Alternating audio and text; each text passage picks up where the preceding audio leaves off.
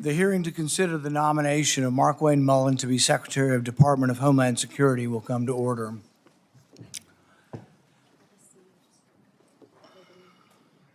And I'm assuming we'll commence when he arrives.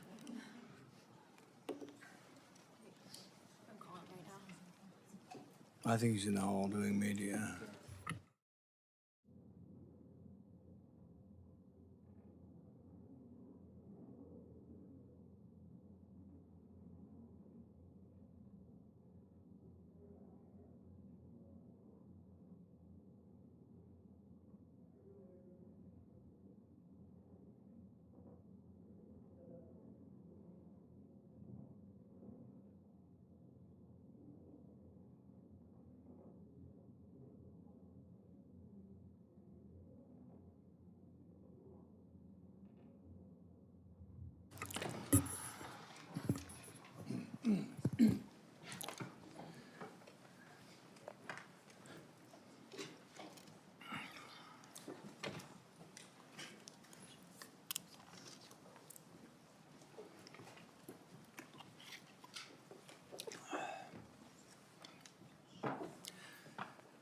Good morning, everyone.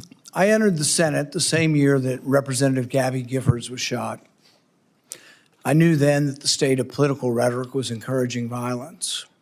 I think it's imperative now, more than ever, that the leaders in our country disavow violence and lead by example. Through the years, I've personally been exposed multiple times to political violence. I was in the right field batting cage when the crazed shooter unleashed nearly 200 shots at our congressional baseball practice. I'll never forget Steve Scalise valiantly trying to drag his body away as the gunman continued. Later that year, a Trump-hating felon attacked me from behind in my yard. I was just straightening up from picking up a tree limb. I was wearing noise cancellation headphones, never saw him coming, running pell-mell down the hill. I was struck in the back. The force of the blow sent us through the air nearly 10 feet, down the hill until his shoulder impaled me as we hit the ground. 6 of my ribs were broken. 3 of the ribs were completely separated, such that for weeks, the ends of the ribs would grind upon each other. My lung was damaged. For weeks, I could inhale, but not have the rib strength to exhale. I developed 2 pneumonias. The pain was such that I could only sit up in bed by tying a rope to the foot of the bed and pulling myself up. But even then, the pain was that of 1,000 knives. Over the year of recovery, I began to cough up blood. I underwent removal of part of my lung. Complications led to an infection in the space between my lung and chest wall. I spent a week in the hospital having the infection lavaged every 6 hours through a chest tube. Recently, Senator Mullin, if you have time to listen, you were confronted by constituents that were angry because you voted against my amendment to stop all funding for refugee welfare programs. Instead of explaining your vote to continue these welfare programs for refugees, you decided to transfer the blame.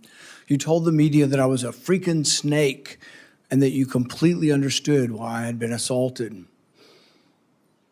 I was shocked that you would justify and celebrate this violent assault that caused me so much pain and my family so much pain.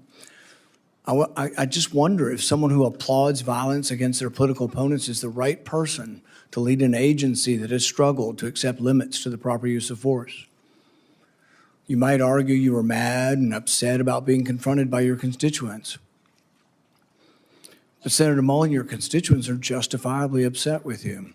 By now, most of America knows that the Somali welfare fraud in Minnesota stole over $9 billion. But instead of defending your vote, you took to continue the vote to continue these refugee welfare programs. You chose to lash out at me. You went on to brag that you'd already told me to my face that you completely understood and approved of the assault. Well, that's a lie. You got a chance today. You can either continue to lie or you can correct the record. You have never had the courage to look me in the eye and tell me that the assault was justified. So today you'll have your chance. Today I'll give you that chance to clear the record. Tell it to my face. If that's what you believe, tell it to me today. Tell the world why you believe I deserve to be assaulted from behind, have 6 ribs broken and a damaged lung. Tell me to my face why you think I deserved it. And while you're at it, explain to the American public why they should trust a man with anger issues to set the proper example for ICE and Border Patrol agents. Explain to the American public how a man who has no regrets about brawling in a Senate committee can set a proper example for over 250,000 men and women who work at the Department of Homeland Security. Senator Peters, you're recognized for your opening comment. Well, thank you, Chairman Paul. Thank you, Senator Mullin, for being here today. Congratulations on your nomination. And I certainly appreciate your willingness to meet with me as well as my staff as we consider your nomination to serve as Secretary of the Department of Homeland Security. I'd also like to welcome your family who is joining us today and to thank all of them for their commitment to public service. We do it as a family, as you know. The Department of Homeland Security is a complicated organization with challenging operational dynamics. As everyone is well aware, many components within DHS are currently operating without funding. But let's be clear, Democrats are committed to funding TSA, FEMA, the Cybersecurity and Infrastructure Security Agency, and the Coast Guard while we negotiate much-needed ICE reforms. We tried to pass those bills by unanimous consent multiple times over the past 2 weeks. Unfortunately, Republicans have blocked those bills each and every time. Yesterday, the White House sent a letter laying out their latest offer, but the devil is always in the details. Administrative action is not enough. We need to pass real reforms into law. If Republicans really do agree with us that TSA and other personnel need to be paid, then they should join us and pass the bills to pay them today. We can do that while we continue to negotiate needed ICE reforms. But let me be clear, these are very straightforward reforms that we're asking for. We just want ICE to follow the same rules that our local police and our local communities follow every day. But DHS has faced management challenges since the start of the Trump administration, and over the past year, many of those challenges have unfortunately only increased. As soon as President Trump was sworn in, he made deep cuts to counterterrorism offices and programs, forced out or reassigned key personnel, and redirected the focus of limited remaining counterterrorism resources away from the serious threats that we face and towards targeting the president's perceived political enemies. The administration has also gutted our nation's main cybersecurity agency, once again forcing out or reassigning highly talented personnel, slashing budgets, and limiting the agency's work to help private companies address significant cyber attacks and protect Americans from criminal hackers and support secure elections. The administration has also taken an axe to FEMA, cutting staff and freezing or delaying critical grant funding for everything from emergency food and shelter after a disaster to flood mitigation programs and security grants to nonprofits, including houses of worship. All these cuts and reassignments have been made at the expense of vital missions, including the core terrorism prevention and response mission the department was created to address. In doing so, the Trump administration has broken trust between law enforcement and the communities they are intended to protect, a break that will have a generational impact on public safety and security. And now, after President Trump's reckless war of choice against Iran, the threats to our nation have never been higher. In my home state of Michigan, just last week, we saw both a major medical device manufacturer get hacked by an Iranian-backed group and a horrific violent attack on Temple Israel, a Metro Detroit area synagogue. President Trump's unilateral and unchecked executive actions have put Americans at risk, and we need a steady, qualified leader at the Department of Homeland Security to address these serious threats. How the Homeland Security Secretary responds to a crisis sends signals to everyone, from the department's own personnel to the American people and to the entire world. It's not the role of the Secretary to be a cable news commentator in the wake of a crisis. The Secretary's role is to lead the response and work to ensure the department that they are leading isn't actually the cause of the crisis. A Secretary who jumps to conclusions without the facts, as we saw in the case of Renee Good and Alex Preddy's killings, only worsens the situation and actually makes us less safe. This is a role where temperament matters, where judgment matters, and where experience matters. We have seen under Secretary Noem's leadership how shortcomings in these traits can compound the challenges that already come with leading a large and complex department. And now, more than ever, we need a DHS Secretary who is a steady hand, who will provide thoughtful leadership, follow the facts, tell the truth, and hold agency officials accountable when they need to be held accountable. We need a DHS Secretary who is committed to the rule of law and who will protect and cooperate with independent oversight, whether that's from the Inspector General or from members of Congress. And we need a DHS Secretary who is free from distractions and conflicts of interest that only undercut the department's work and also break trust with the American people. Senator Mullin, I appreciate you being here today to answer our questions about these concerns and your experience and qualifications for the job. And while I'm interested in hearing more about your vision for leading the department, I do have reservations about your readiness to take on such a significant role at such a critical time. I hope you will provide us with the substantive answers today and a candid recognition of where this administration has fallen short on safeguarding our homeland security as you seek to lead the department as our nation faces ongoing security threats and war with Iran. Senator Mullin is to be introduced today by Senator Lankford. Senator Lankford, you are recognized for your introduction of our witness. Paul, thank you. Markwayne, I'm proud that you're here. I get the honor of getting a chance to be able to recognize and introduce my friend, Markwayne Mullin, my fellow senator from the state of Oklahoma, and somebody that I've seen work incredibly hard to be ready for every single task you've ever taken on, and to be able to not only do it, but do it well. There are a lot of folks that think they know you. I actually get to know you, and I have had the opportunity to be able to serve beside you for now over a decade and have seen your tenacity and your work effort. Folks may not know that the first time we really got to know each other, ironically enough, was around a natural disaster, a FEMA event. It was Briarwood Elementary in 2013 when a tornado came right through the heart of Oklahoma. You had literally just been elected a few weeks before that and had just taken the oath of office. The Oklahoma delegation all gathered together at the very tragic event there at Briarwood Elementary. And while we were meeting with the principal and meeting with teachers and families and walking through the debris field that was that elementary school, we turned around to be able to look for Markwayne, and for a minute we couldn't find him because in one of the debris piles there was water shooting out of the middle of it, and his plumber instinct said, I got to go find that and figure out how to solve that. And so while everyone else was shaking hands and meeting people, he was digging through the debris field to find a way to be able to shut off the water that was shooting through the middle of that destroyed elementary school.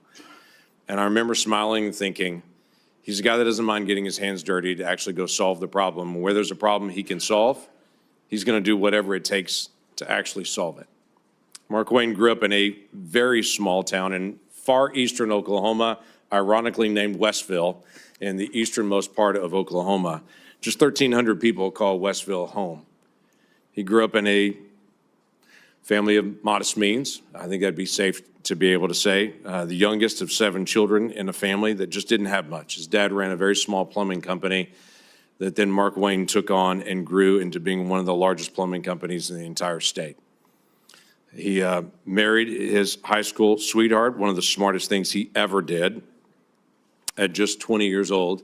And he and Christy have developed a family that is a beautiful family of 3 children they had naturally and 3 children they chose that they adopted and took them in. It is a remarkable family and a remarkable success that you have actually led through a lot of hard work and a lot of love and tenacity. He is a person of faith that is not afraid to be able to talk about his faith in Jesus Christ, but he's also a person who has deep respect for all people. Markwayne has served in Congress for 14 years, 11 years in the House of Representatives, 3 here in the Senate. He's passed legislation that he will now be charged with actually implementing it in the order that was actually passed. He served on the Appropriations Committee here. He's served on Armed Services. He's served on the Help Committee here, and he's done an incredible job in the work that he's done with Indian Affairs. He is somebody who has the rare gift of bringing people together on both sides of the aisle.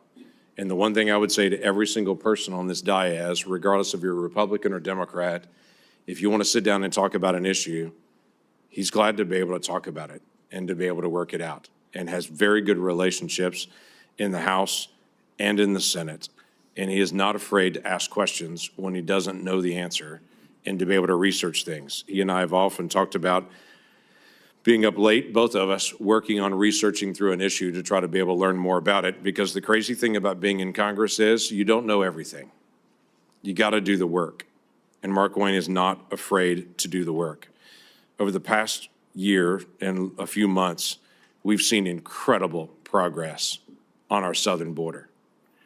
Our southern border 18 months ago, I think we forget what it looked like. 12,000 people a day illegally crossing our border, just being waved in. No vetting, no background checks, 12,000 people a day. That is not happening anymore. Our numbers are down on the southwest border 96%. So you walk into an agency that has finally restored some order to our southern border, but there's a lot of work still to do with FEMA, with other areas of Homeland Security, and a very large agency with 250,000 people that are actually under your leadership there. So I am confident that you'll be able to take those things on. Not only am I confident, the National Border Patrol Council has already sent a letter in strong support here. And Mr. Chairman, I'd like to ask unanimous consent to insert to the record the National Border Patrol Council, their letter of support, leadership of the Cherokee Nation, their strong support, and then my fellow Senator Katie Britt has an opening statement who I'd like to also submit for the record with unanimous consent. Without objection.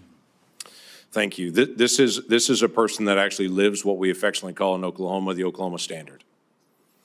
That when hard things actually occur, you step up and you serve your neighbor, and you find ways to be able to help people to do the hard things that have to be done.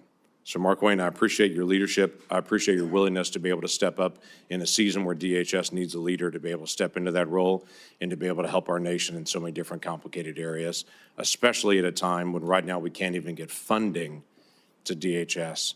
We've got to be able to have good, solid leadership there. Thank you, Mr. Chairman. It's the practice of this committee to swear in witnesses. Will the nominee please stand and raise your right hand? Do you swear that the testimony you will give before this committee will be the truth, the whole truth, and nothing but the truth? So help you God.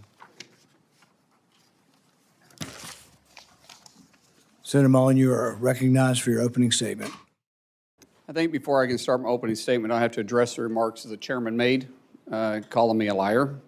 Sir, I think everybody in this room knows that I'm very blunt and direct to the point, and if I have something to say, I'll say it directly to your face. If you recall, back in my House days, we actually did have this conversation because of the remarks that I made. You were in a room. I simply addressed that I said I could understand because of the behavior you were having, that I could understand why the neighbor did what he did.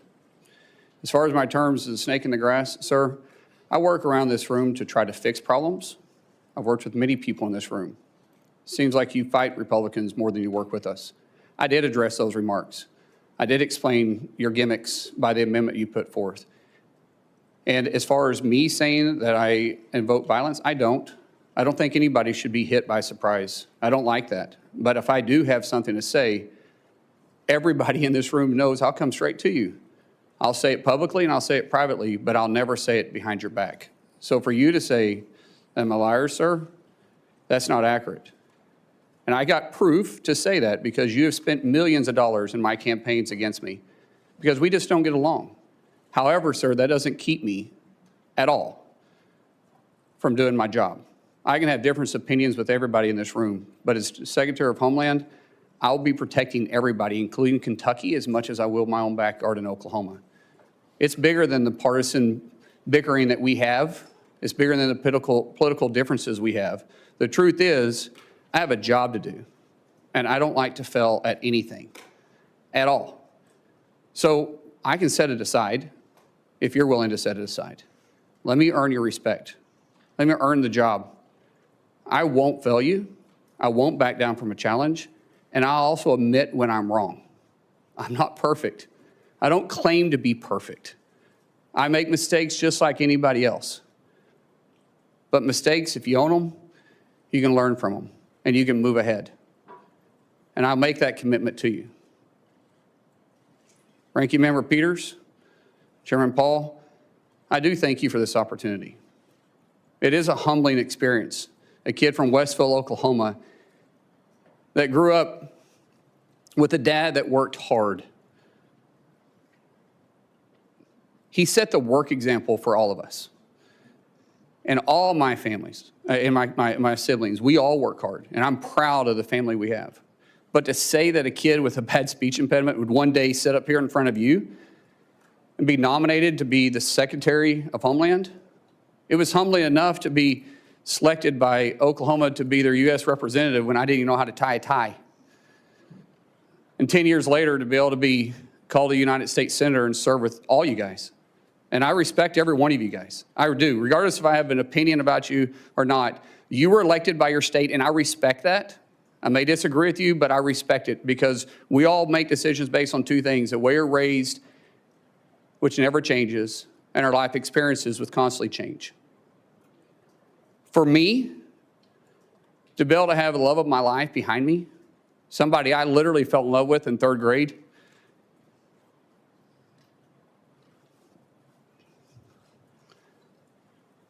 I knew I was going to marry her in 8th grade. She didn't know that yet. We had to work through that process. But at 18 years old, and I was 19, she agreed to marry me. I didn't have anything. I was on a wrestling scholarship, living in a dorm. She was cheering at Northeastern State University. I think she fell in love with my truck, because my truck was pretty cool. But the truth is, we didn't know what we didn't know, but we did know we loved each other. And I haven't been perfect. I apologize to her quite often and send her flowers all the time. But I still am humbled by the fact that we've got to enjoy this walk together. We've had God on our side and her right beside me. And to our 6 children who's been on this adventure with me, what an adventure it's been. We have a saying in our family: you're never going to change anything you're willing to tolerate. That's how we live our life, and that's how we move forward. And regardless of what's in front of us, we always take it on as a family. And I'm not scared of a challenge. I am scared of failure. And so I will work hard each day. I'll work hard to make the 280,000 employees at DHS with the 22 agencies that's underneath me proud. I'll show them somebody that no one will outwork. I'll work beside them every single day to not just secure a homeland, to bring peace of mind and confidence to the agency. My goal in 6 months is that we're not in the lead story every single day. My goal is for people to understand we're out there, we're protecting them, and we're working with them. My goal is to make every one of you guys proud. My goal for those that don't support me, regret not supporting me. But we have to get DHS funded. We have to. My friends, we have to set the partisan side down. And we have to realize that we're putting our homeland and the peace of mind at risk for the American people. Sometimes it's political theater, sometimes it's true differences. But what we do know is that we're playing with fire. We have 280,000 DHS employees right now that are on day 30 without pay, and they're still showing up every single day to do their job. That is a dedicated group of people. And we should all be proud of them. We should all be working together, and we should all be trying to fund them. So I pray, seriously, I pray that we can get past this. That once this hearing is over and once we go through this process, I get it. I get some of it's got to be political theater. I understand it. I've had to really pray about my attitude. But I will say, once it's over, I hope we can work together and get them funded. So when I walk in, if I'm fortunate enough to be confirmed, if I walk in as secretary, that these guys are ready to go to work day one. So God bless you. Thank you so much for this opportunity, and I look forward to your questions. It's the standard practice of this committee for the chairman to ask nominees the following question. Do you agree without reservation to comply with any request or summons to appear or testify before any duly constituted committee of Congress if you're confirmed? I do. We'll now proceed to 7 minutes of questioning. The record should show, and I think will show, a lack of contrition, no apology, and no regrets for your support. You completely understand the violence that was perpetrated on me. You're unrepentant. The only thing you quibble about is whether I met you somehow when you were in the House. I don't think we ever met when you were in the House. And this idea that the only thing you're upset about is not that you were for violence. What you're upset about is that I called you a liar because you said it to my face. So it's really more about this machismo that you have. When in Oklahoma, the media asked you about the refugee welfare programs, the programs you voted to continue funding, it was this whole idea that you were going to transfer it because you were uncomfortable, your anger, low impulse control, causes you to then go after and decide that you're going to go after me as well.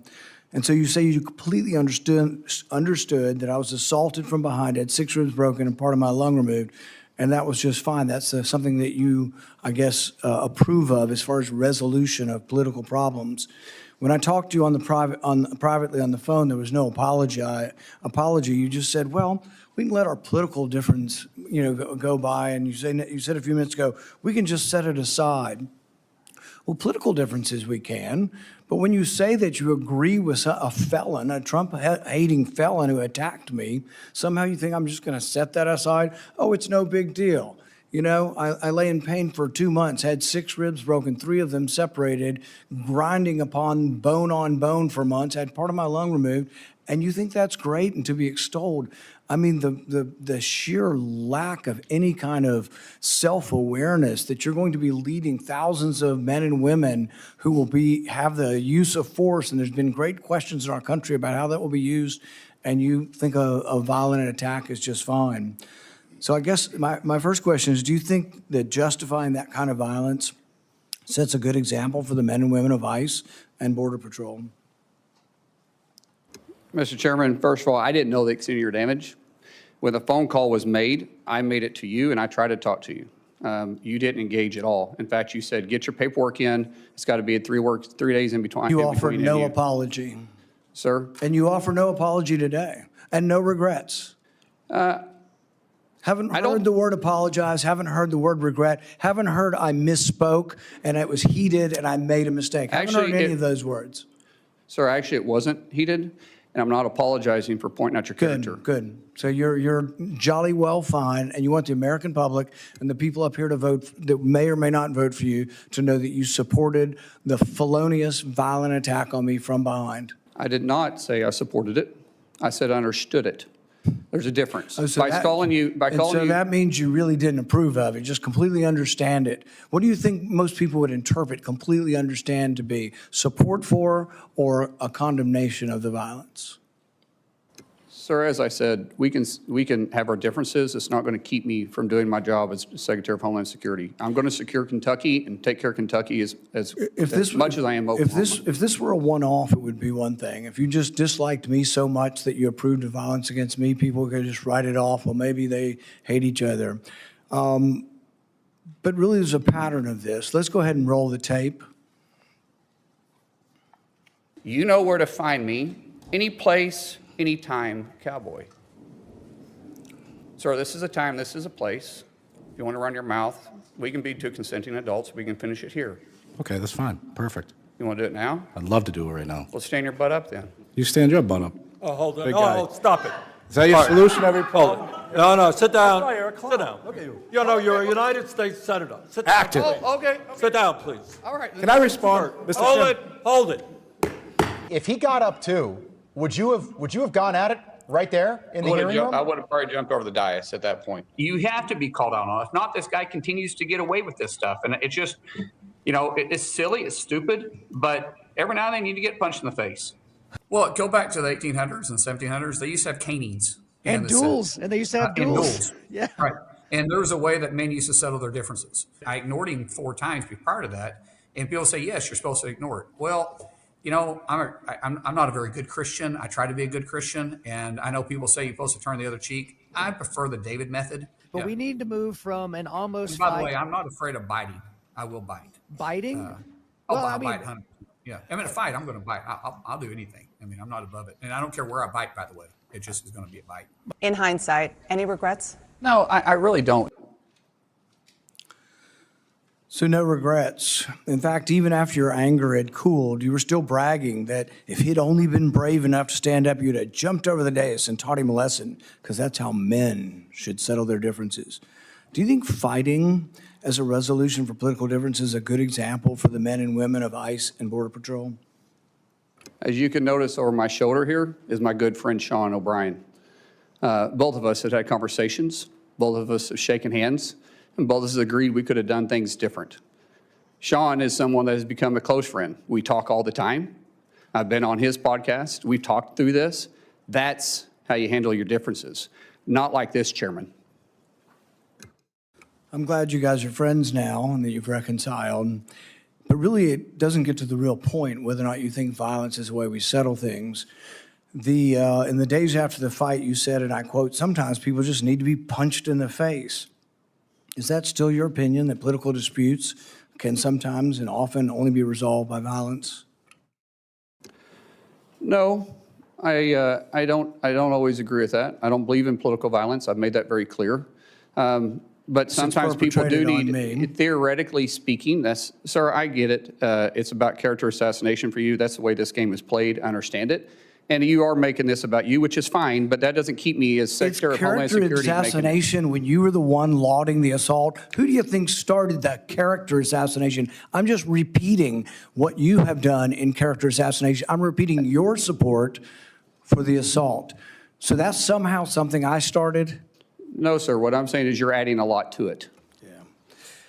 In the days after the fight, you did many interviews in which you justified the violence as historically justified by precedents, such as caning and dueling. Is it today your opinion that the caning of Charles Sumner was not only justified, but argues still for resolving our political differences with violence? What I was simply pointing out is some of the rules that still apply to this body. For instance, dueling with 2 consenting adults is still there. I was pointing out what is It's been still illegal acceptable. for 170 years.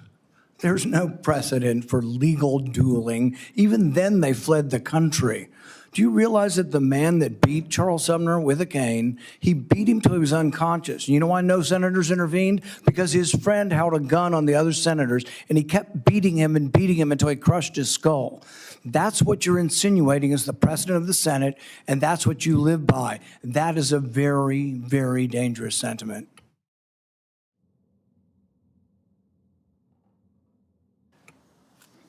After a half a dozen victory lap interviews where you pointed out that the union guy was just lucky that fear kept him from standing up, Dana Bash asked you if you have any regrets about bringing violence to a Senate committee, and you replied that you have no regrets. Today you've said you have no regrets about being happy, being completely understanding why I was attacked from behind. You had no regrets about, instigating a brawl in a Senate committee hearing. Are those still your opinions? Mr. Chairman, you're going to have your opinion. I'm going to have mine. As Secretary of Homeland Security, I'm going to bring peace of mind and security to this country, and I'm going to stay laser focused on that. Senator Peters. Senator Mullin, you have made several public statements suggesting that you were involved in special security forces or combat operations overseas. In 2023, you said in a Senate Republican Conference podcast, and I'll quote, "There's another side of my bio that I don't ever talk about, nor will I. I had to go do something overseas." On March 2nd of this year, you told Fox News interview, quote, "War is ugly. It smells bad. If anybody has ever been there and been able to smell the war that's happening around you and taste it and feel it in your nostrils and hear it. It's something you will never forget. On March 3rd, in a podcast interview, you stated, quote, "I did special assignments outside of DOD, now DOW. I never wore the uniform or the flag on my shoulder, but I might have been in the same area." Your statements in public interviews and your responses to the committee are, quite frankly, are confusing and they are inconsistent. And I'd like you to clear this up. You're under oath. We can clear it all up right now. And first, I'd like to ask unanimous consent to enter into the record my letter to you on March 11th and your addendum to the committee of March 12th regarding any overseas special assignments. Without objection. So my question for you, sir, is before your time in Congress, other than on vacations with your family, have you ever traveled to a foreign country? No. You've never traveled to a foreign country? Outside of vacation or mission work, no. Okay. Have you, your FBI report does show some travel. I think it was to Georgia and Azerbaijan. You marked that that was not for tourists? Are you referring to August of 2021 when we went to go get the Americans out of Afghanistan? I'm just That's saying. what that travel was for, which Okay. we did So clarify that. you have traveled. So you've traveled to Azerbaijan and Georgia. That was in your FBI report, although you just said you've never traveled. Sir, I thought you was referring to a different time, but in 2021, it was well documented. In fact, Okay. it was all over the news, and I actually did say that, and we put that down on the report. But that was us, which was all over the news, trying to go with a Okay. extremely experienced No, team. I've got other questions, thank Yeah. you. But, so you have traveled overseas, despite your previous comment. Were you ever, excuse me, ever an employee, volunteer, or otherwise involved with the Department of Defense, State Department, or other U.S. agency or contractor for any of those departments? No, and Senator, I think there's a misunderstanding here that I could clear up if you want me to clear up for you. Please? Okay, so, which this is official trip, and it is classified. But in 2015, I was asked to train with a very small contingency and go to a certain area, which was scheduled for 2016. During that time, I was asked to go through, had to meet certain training qualifications, had to go through SEER training. The training and stuff was kind of fun. The SEER training was absolutely awful. And I have spoken in general about my experiences, but I've never spoke specifically on details, on dates, or on the mission. And that was official, and there was nothing in the report to the committee. Actually, it said you do not have to claim any official trips. And like I said, that was an official trip that is classified. This is an official trip while you were a member of Congress? Yes. 2015, 2016, I was a member of Congress. And there was Some of it may be public, but it would be very small. Most of it, because of my recollection, which we're going back 10 years, I think there was only 4 people read in on it. So where was that trip? I just said it's classified, sir. It's classified. So the letter that we sent to you said that we need to have information of any of these activities. It said not official trips. Your paperwork was very clear, excluding any official trips. This was an official trip as a member. Well, we have more questions we're going to have to ask. When in the FBI report, I asked, is there anything in that report that is classified, that you were involved in any kind of classified operation at all? And there's none. It So was the FBI also report- excluding, it also said excluding official duties. It says that. And you guys had the paperwork in front of you, and it always says excluding official duties. We had this committee come to us and ask the same questions. We talked about doing mission work. We talked about doing mentorship. But they said official duties that was in your official capacity does not have to be talked about. So where did you smell war?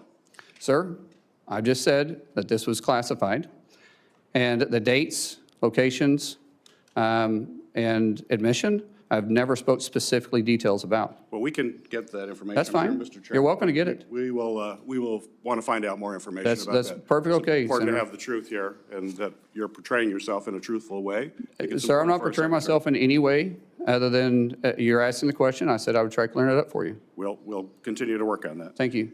After DHS officers shot and killed 2 American citizens this past January, you joined top administrative officials in publicly blaming and disparaging the victims. Following the killing of Renee Good, Secretary Noem called her a domestic terrorist. You, sir, you called Alex Preddy, quote, a deranged individual that came in to cause max damage. Could we expect those kinds of quick responses if you are confirmed as secretary? Would you be basically, well, you did, you responded as Secretary Noem. Are we going to just expect that same behavior all over again? No, Senator. I have a deep amount of respect for you. We've had our differences, but I do respect you. I think I said this privately when we had a conversation. Those words probably should have been retracted. I shouldn't have said that, and as Secretary, I wouldn't. The investigation is ongoing. And there is, like I said, there's sometimes going to make a mistake, and I'll own it. That one, I went out there too fast. I was responding immediately without the facts. That's my fault. That won't happen as Secretary. So you regret that statement? I already said that, yes, sir. Would you want to apologize to the family of Alex Preddy? Well, sir, I just said I regret those statements. Is that the same as an apology? I haven't seen the investigation. We'll let the investigation go through, and if I'm proven wrong, then I will absolutely. How would you characterize your relationship with President Trump? He's a friend. How frequently have you spoken with him in the past year? Often, most of the time about my family. If you want to explain the friendship, I'll tell you. My wife will tell you the same thing. When someone loves your kids when they're going through a difficult time, like we have, the amount of outpouring of support from the president and the friendship we saw going back to 2000 or 2020 was quite remarkable. And so I speak to the president from a friend level more than I do a policy level. Okay. I have more questions, but my time is up. Thank you, Senator. We'll be doing it in a second round. Okay, thank you. Senator Moreno. Thank you, Mr. Chairman, and thank you, Senator Johnson, Senator Langford, for letting me skip the line. I have to, unfortunately, go to Dover for the dignified transfer, so I appreciate taking the time. It's not often that I get to ask questions for somebody who I've known for a long time, meaning in politics, 2.5 years is a long time. I've gotten to know you as a friend, as a colleague. I've seen you interact as a dad. I've seen you interact as a husband. And I just want the American people to know you're a good man. Thank you. That doesn't always go through all the political shenanigans. And maybe you're not going to replace Shakespeare as the next greatest orator on earth. You talk from the heart. And that's okay. You are who you are. You don't, and I think that's what you don't apologize for, is just being yourself. And sometimes we're imperfect. We don't do the 20-person focus group every time you say a word. And I think that's what people like about you, Markwayne. So I appreciate you being here. I honestly just have one question for you. Do you pledge to support and defend the United States of America nearly as much as you would protect and defend your family? Without doubt, sir, yes. So I'm going to ruin everything for the audience. You will be confirmed. You will have the job, and you're going to make this country safer and better. And for that, I thank you and thank your family for supporting you. So I will use the rest of my time now to make a little case to the American people. We have 260,000 families that have not received a paycheck in over a month. 260,000 American citizen families who have not received a paycheck in over a month. None of those people are in charge of policy. There's not one of those families that makes policy decisions for the most part. That's on the people here. There isn't a single human being on this dais that has missed a paycheck. Every single one of us has gotten a paycheck the last 30 days and before that. And yet we sit here and we do political theater. And I said to my colleague, Senator Britt, the other day, that in my 14 months here, I only felt ashamed of this chamber once, and that was last Thursday. When you saw the ultimate political theater, colleagues going, let's fund TSA. How about the Coast Guard? Oh, that's a different person that's going to talk about that. How about FEMA? It's a different person that's going to talk about that. You can't have it both ways, by the way. You can't have Democrats saying, I can't believe the Trump administration is cutting government employee numbers. By the way, over 300,000, we haven't missed a beat. And yet at the same time, not pay people who are actually showing up for it. That seems decently incongruous. We can't say President Trump isn't defending the homeland. Well, he is absolutely doing that every single day, and yet we're allowing these agencies to not be funded. And I have tried really hard to learn how this place works. This is all very new to me. And I remember many, many Democrats saying to me, we have the constitutional duty to fund agencies through appropriations. And then we have a separate piece where we argue policy differences, but we should never marry both together. Because when you marry both together, you don't hurt us. You don't hurt the people here in DC. You hurt the men and women who are going to work every day to defend this country. And that's a disgrace. I actually don't know how you would sleep at night knowing that you're hurting families like that. People can't make their rent payments, can't make their mortgage payments. Their cars are being repossessed. They're having to tell their kids they can't send them to dance recitals because they did everything right in life except got a job with the Department of Homeland Security so that a politician can make a 30-second video online and then use it to fundraise for the next election. That's disgusting. So let me just say this. What are we not talking about? You know, the ranking member said, oh, look, we said we'd fund. He's not paying attention right now, which is fine. We said we're going to fund FEMA. When you guys are done talking, I'll continue if you like.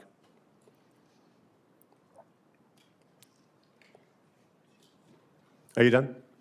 Okay, thank you. It's extraordinarily disrespectful. All right, so moving on. You said you're going to fund all these agencies. Here's ones that you haven't funded. USCIS, near and dear to my heart. Near and dear to my heart. That's how I became a U.S. citizen.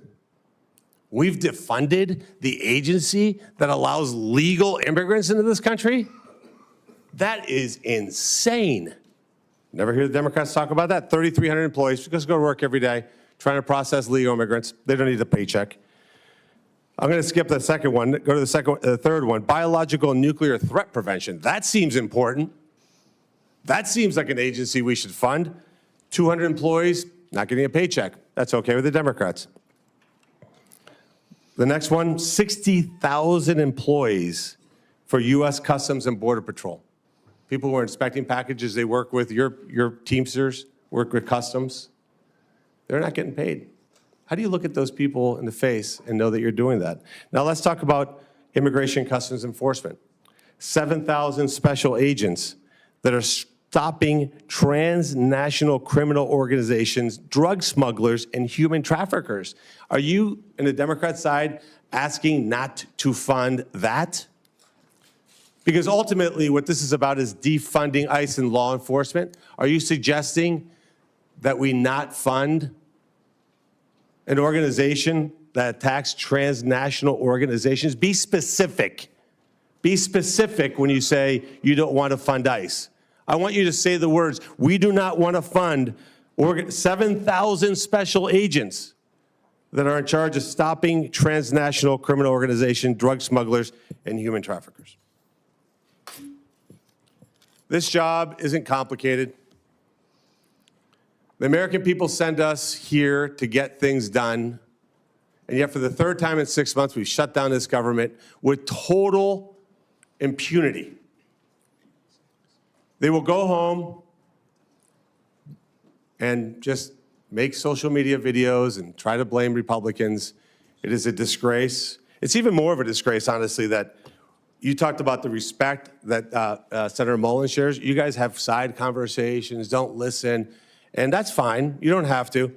But what I'm going to do now is I'm going to leave. I'm going to go pay respects to 3 soldiers who died so that we can have the liberties that we enjoy here. And you guys continue with political theater, personal attacks, whatever you can do. I know that is a good man. I will vote for you. Our Republican colleagues will vote for you. You will get confirmed. You will do a great job, and you will make this country proud, Markwayne. Thank you, and thank you for standing by a great American person. Senator Hassan. Well, thank you, Mr. Chair. Before I start with my remarks and my questions, just with regard to Senator Marino, who has left the dais, the American people should know this. ICE is right now funded with more money than it's had in past budgets. And the partial limited shutdown that we have right now has nothing to do with ICE. Meanwhile, Democrats have consistently over the last week moved to fund the rest of the Department of Homeland Security, and the Republicans have blocked that funding. So let's just be clear about what's happening here. Now, I want to congratulate Senator Mullin and Christie for the nomination. I know your family is very proud, and I know how much you love them. I also want to thank Chairman Paul for speaking so openly about a really difficult thing, which is the actual physical impact of violence, and in this case, political violence. It is a hard thing to do, but it is a really important thing to do at this time in our country's history. So thank you, Chairman. The Department of Homeland Security was created in the wake of the September 11th terrorist attacks with a clear mission: to keep our country safe, secure, and free. The department's work includes counterterrorism operations, disaster recovery, physical and cyber protection of critical infrastructure, and immigration enforcement. The stakes for the success of the Department of Homeland Security could not be higher. And that's also why Granite Staters and Americans of all stripes have been deeply concerned about what they've seen from the Department of Homeland Security under this administration. People have been rightfully outraged about the lawlessness from the department's leadership, which has not only resulted in the death of 2 American citizens, but has also led to the hollowing out of agencies like FEMA. So to Senator Mullin and my colleagues, what happens here in this room today is not nearly as important as what happens at our border, on our streets, in our communities, and in our businesses tomorrow and every day thereafter. So, Senator Mullin, I'm going to start with a question I have asked every one of the president's nominees. If directed by the president to take an action that would break the law, would you follow the law or follow the president's direction? Senator, thank you for the questions and thank you for the concerns. First of all, I've enjoyed working with you on several different issues. We've had very blunt conversations. To answer your question, the president would never ask me to do that. Well, certainly everyday Americans who have served on juries would disagree with you about that. And the example he has set calls into question that answer. Let's Senator, move, sir. yeah. I have limited time, as Okay, you yes, well know. go ahead. In the past 14 months, Secretary Noem has fundamentally broken the American people's trust in the Department of Homeland Security. The top priority of whoever leads this department next must be to rebuild this trust. If confirmed to lead the department, how will you be different from Secretary Noem? Senator, I think I've said this in a private conversation too. I love Senator Noem's family, and I consider them friends. But everybody has different leadership styles. And throughout my businesses, when I would have to transfer one manager to the next or one executive to another area, and you'd bring in a different one, they all have different management styles. My management style is empowering people. And as I said in my opening statement, I want to protect the homeland. I want to bring peace of mind, and I want to bring confidence back to the agency. I'm not going to be the smartest guy in any room I walk into, but I know how to get talent, and I know how to bring those people together. Let me interrupt you again. I'm Yes. sorry, sir, That's okay. because our time is limited. But let's be really clear. What Secretary Noem did was give the green light to lawless behavior. Are you going to give the green light to lawless behavior? I will operate within the parameters and the policies and the laws that you guys set for me. And the Constitution I don't of get the it. United States. Of course, the The Constitution Fourth of the United Amendment, States. among other things. Of course, the Constitution of the United States. I'll swear to uphold that when I get sworn in. But be very clear, I don't get to choose the laws that I enforce. You guys pass the laws. I enforce those laws. Right. And but, the reason why but we haven't had... shooting a protester who was exercising his First Amendment speech and carrying a lawfully licensed gun is not a lawful behavior. Now, let's move on to another issue. Granite Staters pushed back hard against ICE's plan to build a detention center in Merrimack, New Hampshire. And despite poor communication from the department, eventually Secretary Noem canceled the plans for this facility. Senator, will you ensure that the Merrimack plan remains off the table, or will you consider restarting it? Ma'am, I haven't seen the facts behind it. As I stated when we spoke in your office, I will work with you on this. We want to be good partners in your state and in your community. I don't know the strategic purpose of it. I don't know what has happened, so it's hard for me to state something that I haven't got briefed on. But I have made this very clear to you in private and here too. I will work with the community leaders and make sure that we're delivering for the American people what the president set out. I appreciate that. In follow-up conversations with my office, ICE refused to comment on opening new facilities elsewhere in New Hampshire. They've said they won't do it in Merrimack, New Hampshire. But will you commit to me that ICE will not open any new facilities in New Hampshire or elsewhere in the country without the support of the local community? Ma'am, I will work with the local community and I'll work with you in your office. I won't be able to speak to that until I understand the risk and the reason behind delivering the mission that's set in front of us. We got to protect the homeland, and we're going to do that. But obviously, we want to work with community leaders. We want to be good partners, and we're going to work in your state as hard to make sure we build relationships and work in that manner. Well, look, I will be here for a second round of questions because I have a lot more. But let me just point this out. Americans want to secure their country. I agree. We all love this country. We all know we need to be safe, secure, and we all want to be free together. The people of New Hampshire will take into consideration a request by ICE and the federal government to do its part. But transparency and local control and respect of local people throughout New Hampshire and throughout the country is an essential piece of our democracy. And what I've been hearing from ICE and from other DHS folks is, well, the pushback's too hard. You either can make the case for these facilities and explain how you're going to support the local community and deal with the fact that they'll lose property tax dollars, for instance, or if you can't make the case, it shouldn't be built. So I really would encourage the department and all of us to remember that this is a government of by and for the people, and if you can't make the case to the people, you shouldn't be doing it. Thank you.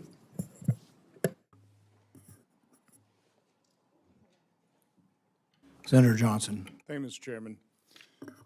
So, Markwayne, I'm going to use my time completely different than how I was going to when I walked into this hearing. I can't top what Senator Marino, the comments he made about how unconscionable it is that we're not funding and we're not providing paychecks to those 260,000 men and women that you will be soon leading. Other than working with no labels, we don't serve on the same committees, have never gone on Codell together, and that's oftentimes how you get to know our colleagues. So I don't know you as well as some of the other people on the dais here.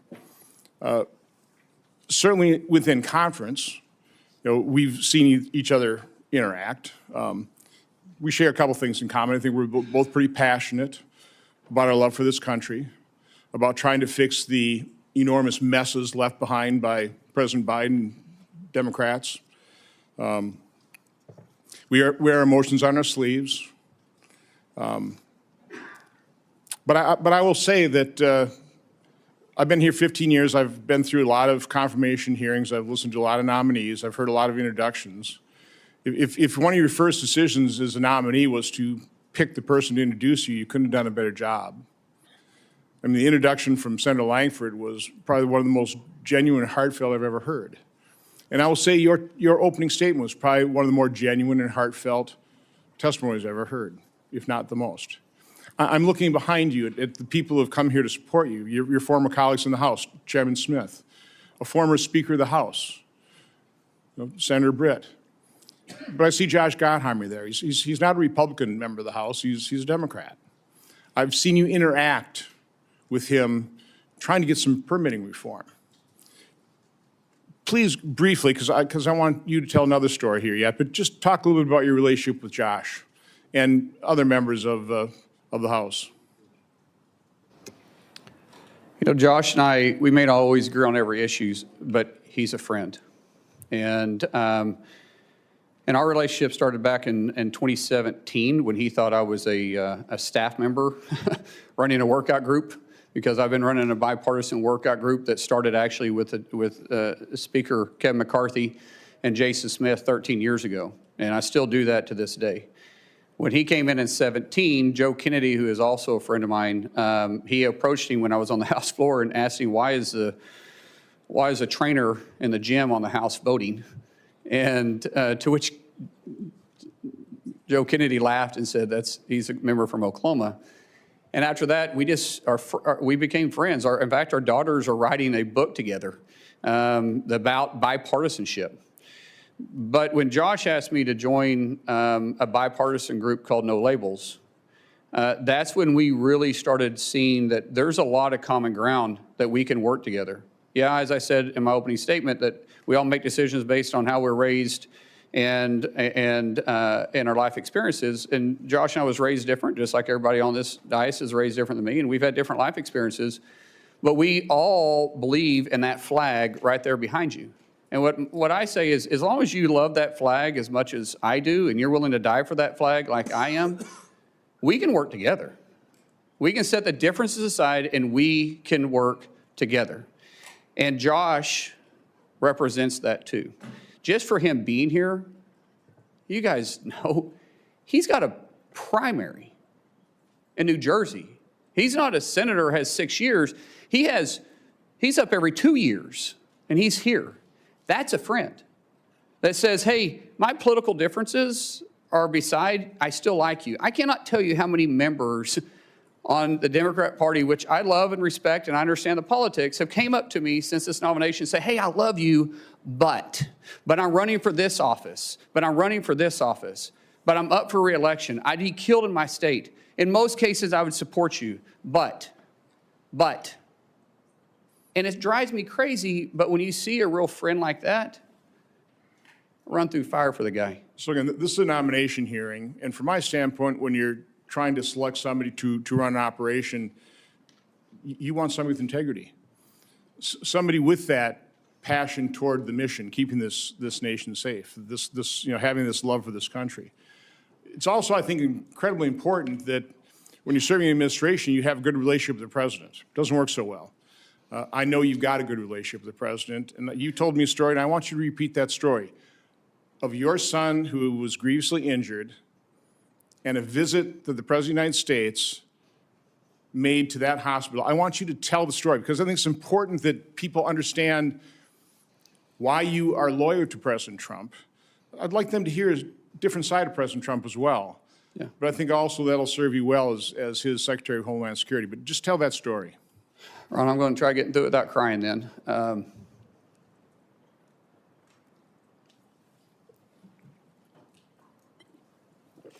It's not about President Trump, it's about my son. So my son was a really world-class athlete, and January 17th of 2020, which mind you was an election year, he had a really serious brain injury. Woke up 26 hours later and he's a different kid. We almost lost him. For 26 hours, he had an extremely low pulse. There was a time they thought that they lost his pulse altogether. And when he woke up, he was just different. I mean, here you had a world-class athlete that wrestled all over the world since he was 12 years old, and he couldn't touch his nose. He couldn't walk without shuffling his feet. He had short-term memory loss. He couldn't control his muscles. Couldn't add 5 + 3. He was in high school at that time. Had to learn how to read, walk, everything. The president found out about it, and he gave me a call immediately. And one thing that the president joked about was, like, he said, let me get this straight. He doesn't know who you and Christy are, but he knew who I was, because the only question you got right is who the president was. And he said, Trump, with his cocky grin on his face. And but the president didn't understand the severity of it, but he heard it in my voice, and immediately he went to work. I told him we had to get to Bakersfield, California, to the Center for Neural Skills, which is one of the best neural rehabilitation places in the world. And the president offered to send his plane, his personal plane, this president of the United States. And I said, sir, we can't fly, we got to drive.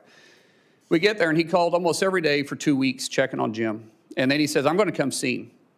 And now this is the middle of the election. This is Bakersfield, California. Really not an area he's got to go campaign.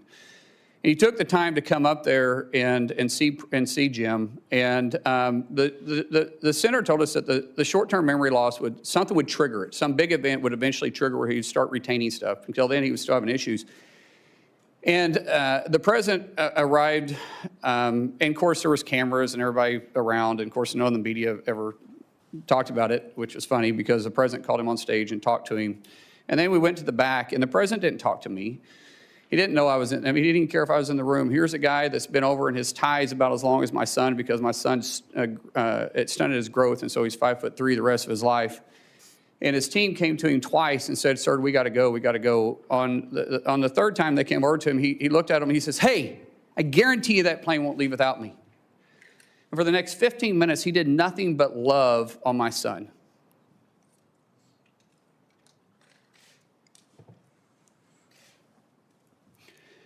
That one incident jogged his memory. And from then on, he started retaining things. And Jim's attitude went from this, you know, we're going to get through it, to this, I'm going to get through it. And every week, if not most days, the president would call and ask how he could help. Ask how's his buddy doing? How's Jim doing? He didn't do it for publicity. He didn't do it for any show. He was running in one of the toughest elections he had been in, and the guy was still that concerned about my son. When we got released for a little bit, we had to go back. When we got released a little bit, the president said, come to Mar-a-Lago and see me. We go down there, and it's amazing. And when we're leaving, dang it, I hate getting emotional. See, if I talk about my kids, I get emotional. Other than that, you can't make me cry. But my kids do make me emotional. That's actually a good thing. Yeah. So anyways, he grabbed my son, and he said, do you know why I love your dad? Do you know why I love your dad? Chrissy tells the story better than I do. And he goes, no, sir. He goes, because he loves you. Because of you. Because of you. Man, he didn't do it for any other reason. I mean, here's the President of the United States, and he did it just because he cared. And so when you want to say why he's a friend, yeah, we were acquaintances before that. We've been friends ever since. The American people need to hear that. Thank you. Thank you. Senator Blumenthal. Thanks, Mr. Chairman. Welcome, Senator Mullin. Thank you for being here today, and thank you to your family for your service and theirs. I hope that you will be as emotional about the children who are presently detained at Dilley and other camps in the United States of America, where they have been subjected to conditions that would outrage and have angered many Americans. We're here because of a lawless and reckless agency that has broken into homes without judicial approval, shot United States citizens, detained them without any cause, and sometimes killed them. And I am looking for real substantive reform in that agency, as you and I have discussed when you came to talk to me. A break with the past, with former Secretary Noem and with the White House, Steve Miller and others who have used Kristi Noem, in effect, as a puppet to implement lawless policy. I welcome that you have stated you regret your statement after the killing of Alex Preddy. You said on Fox News, quote, unfortunately, an individual, a deranged individual that came to cause max damage with a loaded pistol with an extra mag that was completely loaded and shot and killed. And you regret that statement, do you not? I've already said that, sir, yes. And what about what you said about Renee Good after she was shot and killed? You appeared on CNN, and you were asked whether you believed the shooting was justified, and you replied, quote, absolutely. Do you regret that statement as well? Senator, it's very clear that an officer had to make a split decision in that case as a car was running towards him and did strike him. At that point, that car becomes a lethal weapon. And an officer that there was another officer obviously giving her verbal commands. So are you and saying, and I vehicle. apologize for interrupting you, but Yes. you're saying you do not regret that statement? I'm saying that the investigation is going on, but what we've seen... There is no publicly- investigation, Senator. In fact, that was my understanding- next question to you. Senator, Don't you think there should be an investigation? My understanding is that there is. I will find out if I'm able to get confirmed. But those are two different incidences. The Department of Homeland Security and the Trump administration has blocked state and local investigation of the killing of Renee Good. And I hope that you will permit that investigation to go forward. Senator, state and local investigation doesn't investigate federal. FBI does that through DOJ. And I believe the FBI is looking at this case. And I do want to say something to you. What you said about the terrible conditions that this administration is putting in kids. But what you left out is that they've actually recovered over 160,000 kids that were trafficked or lost during the Biden administration. What is inhumane is the 12 to 13,000 individuals coming across the border every single day, and we're not having tracked the kids. At one time, the number is up to 385,000, and that's sad. Because you said that you were going to be, and I'm quoting you, blunt and direct and to the point. So I regret that you don't retract that statement about Renee Good. But I want to ask you about a statement that was made regarding the Preddy killing by Steve Miller in the White House. He said, quote, that Preddy was a domestic terrorist who, quote, tried to assassinate federal law enforcement. Don't you think it was irresponsible and reckless for Stephen Miller to post that claim on X without any evidence, just as you have retracted your statement? Senator, I believe that question is better asked to Stephen Miller, not myself. I can't speak for him. Well, Stephen Miller also said, again on Fox News, quote, under President Trump's leadership, we are looking to set a goal of a minimum of 3,000 arrests for ICE every day. If you're confirmed, are you going to be directing ICE to arrest 3,000 people a day? Sir, once again, can't speak for for Stephen Miller, but I can say the President has tapped me to be the Secretary of Homeland, and I will lead that department, and I'll lead it. So will you continue that arrest quota of 3,000 people a day? No quota has been set for me, sir.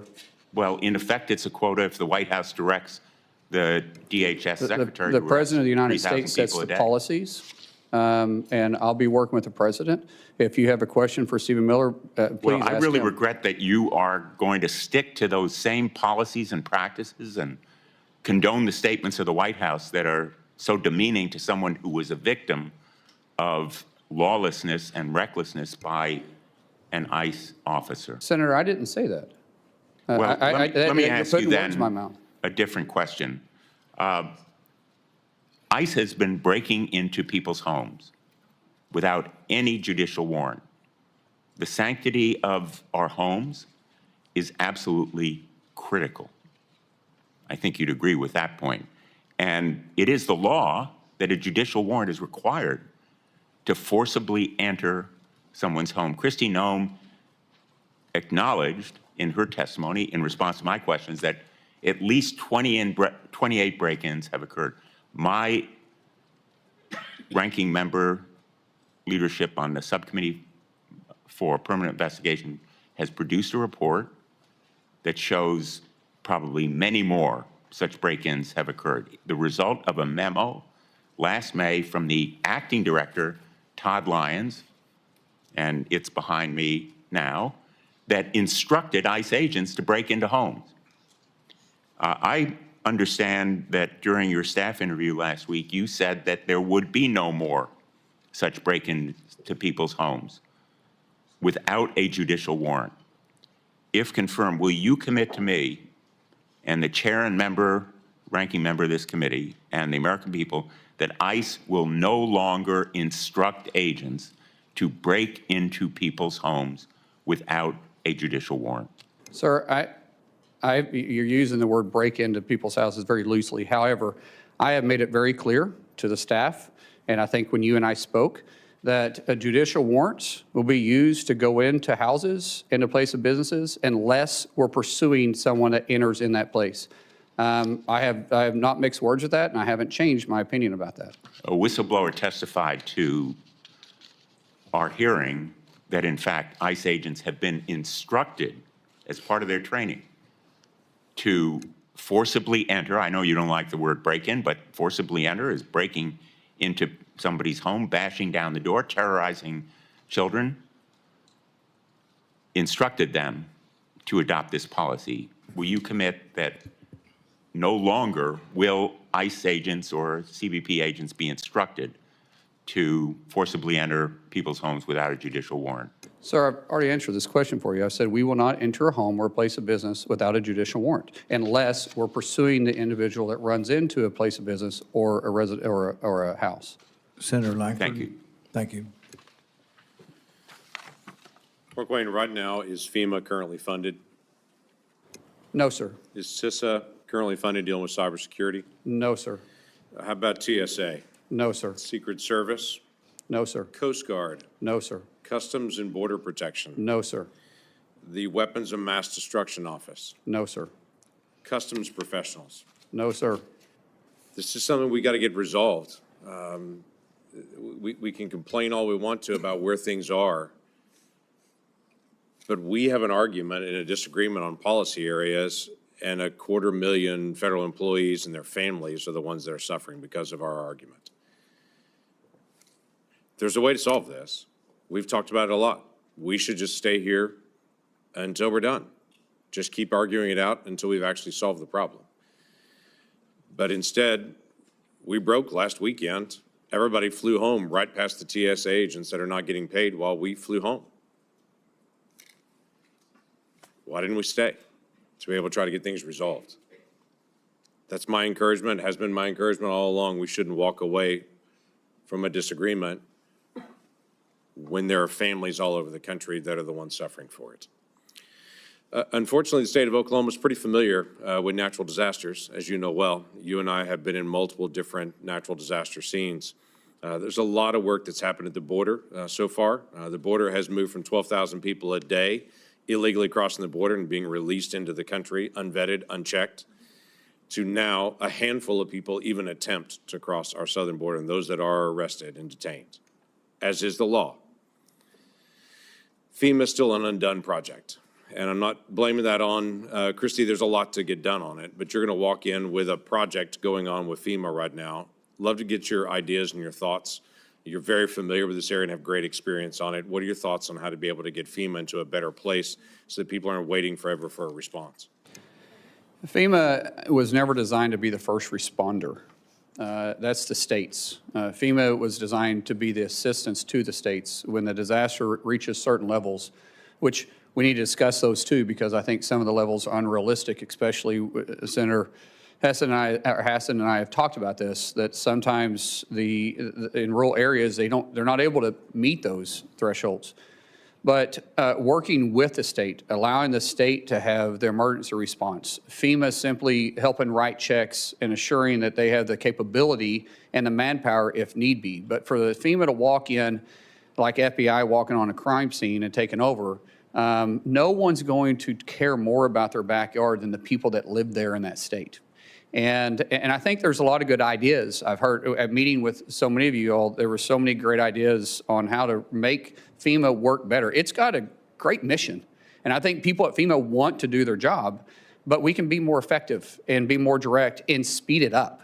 Taking years to get reimbursed is not acceptable. Taking, honestly, months to get reimbursed is not acceptable. See, small municipalities, they can't afford it. They don't have that tax base to do it. And they're already going through a struggling time, which means they're probably losing tax revenue, especially if it hits their town. So we've got a lot of work there. I do believe that the definition of insanity is doing the same thing over and over again, expecting different results. That means we're going to look at each one of the 22 agencies that fall underneath DHS and say, how can we deliver the mission better for the American people? That's great. That'd be a huge help to everybody. Talking about the length of time it takes to get a response, you've been a part of, as I have, on the nonprofit security grants that are out there. We have some locations that are higher risk than others. Synagogues and temples have been one of those very high-risk locations that are out there.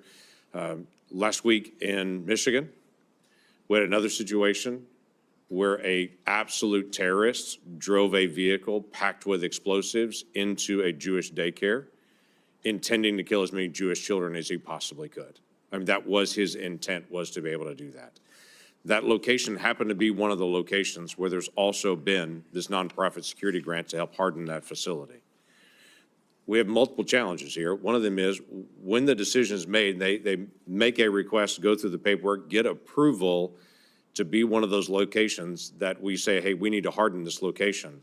Once the approval is done, it may take months to over a year just for the dollars to actually come on it because there's more bureaucratic hoops to go through. So as you're dealing with things like contracts that are out there and the way decisions are made, or FEMA, that's one of the areas I would encourage you to take a look at. I know you're very passionate about. How do you fix the issue where approval's been done and everyone's saying, great, can we get to work? And the federal government says, no, you can't actually get to work.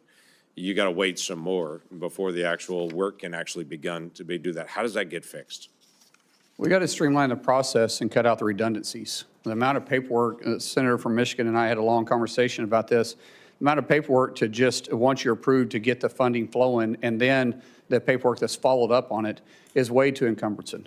And there's a better way to do this. Some of these policies I have to work with you guys on. Some of these grants were written with checks and balances, which we all got to be very cautious on how we spend the taxpayer dollars. Things that I can change, things that I can cut out on the redundancy part of it, I will work with. Things that, as a senator and I talked about, things that it may take you to make changes on, we'll bring it to your attention. I will work with you, and we'll see how we can make it better. Be great. As you know, Oklahoma's been one of the leaders in counter-drone. This is a big issue for us as a country. Every high school football game, every college football game, every gathering of people for every festival and gathering across the country has now become a risk location for drones and drone mitigation. FBI can't be everywhere. We don't want them to be everywhere. We do have to figure out some process. So as you begin to think about this issue, it's a tough one to be able to deal with, but it is a basic national security issue as well. It's going to land on your desk pretty quickly, especially with the Olympics coming, with FIFA coming, all those things that are happening. We got to be able to figure out how to do counter drone and to be able to not just identify there it is, but to also mitigate the risk. What are your initial thoughts? Well, I'd love to speak about that. With funding, talking to some of our agency heads, with a lack of funding right now, we have people quitting because they got to go to work. Meeting these demands are even going to be tougher. So we just talk about FIFA, for instance, and then you talk about 2028, which is going to be the busiest year of DHS in history because we have the Olympics and we have the presidential election going on. It'll take 4 months once funding comes in to start replacing those that we've lost for training before we can get them out in the field.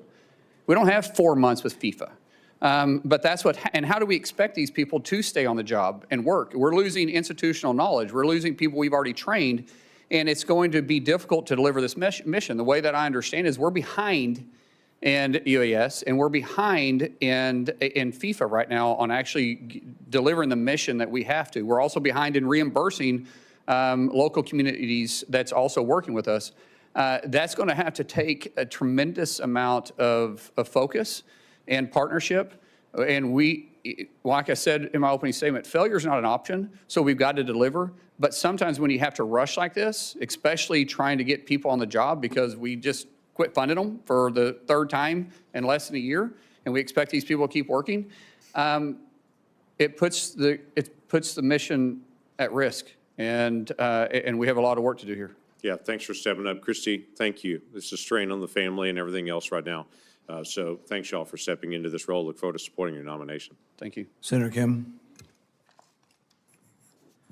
Thank you, Chairman. Senator Mullin, thanks for coming out here. I wanted to just start.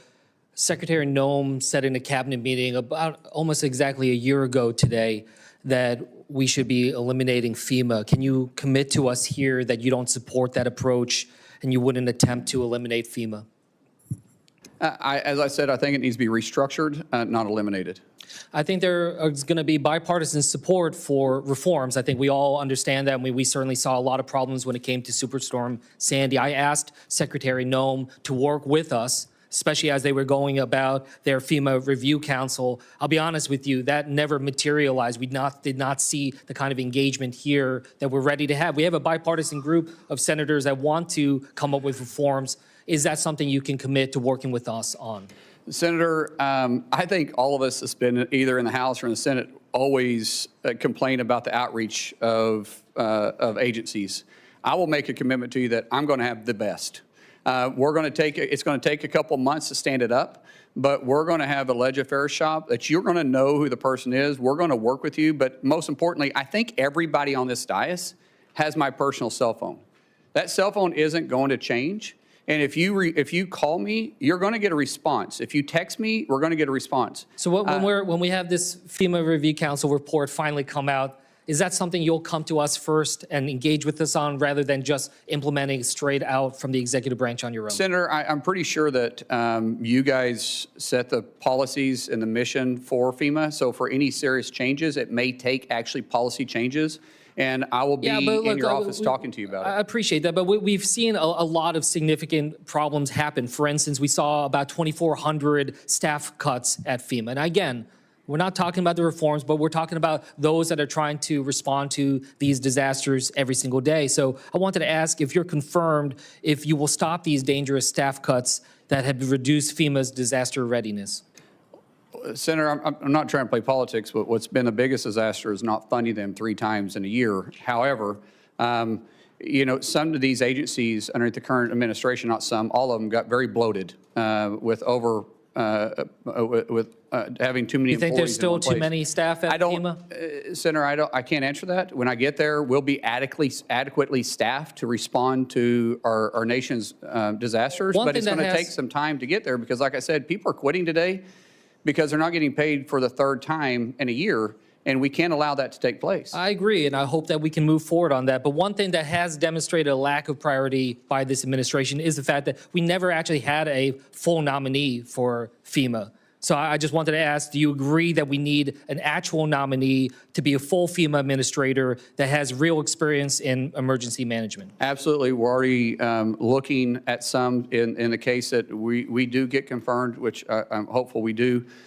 We are making that a priority in each one of our agencies. But you know, the confirmation also has to go through you, and we know. I get it, but at least we can get a nominee before us, and I think that that's something I hope to take away. That is a commitment you'll make. By honestly, by the experience that I've had, which has been an interesting experience, it's a lot to ask someone, and they got to be fully committed. If they go through this process, it's tough. So I would ask you if I do this, give them a fair shake.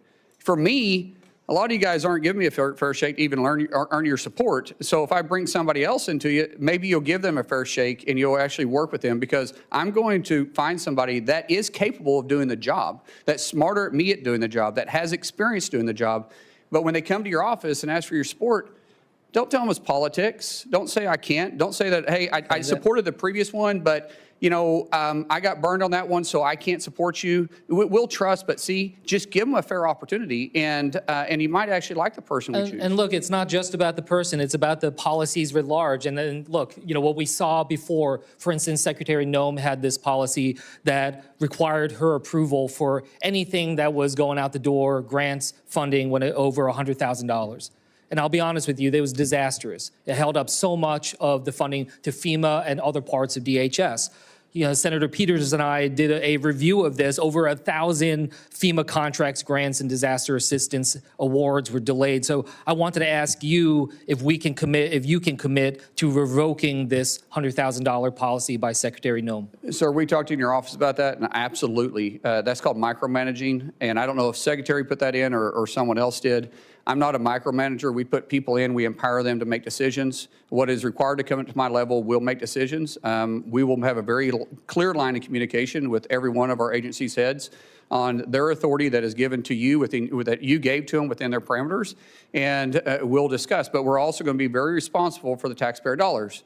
But it's unrealistic to some degree. It's just adding so much red tape, though. I mean, they really delayed, especially when it came to disaster response down at the Texas floods. I want to switch gears here. This is something you remember we talked about, but you know we have this effort right now. ICE has purchased a warehouse in Roxbury, New Jersey. It's a facility the size of 8 football fields to house over 1,500 detainees.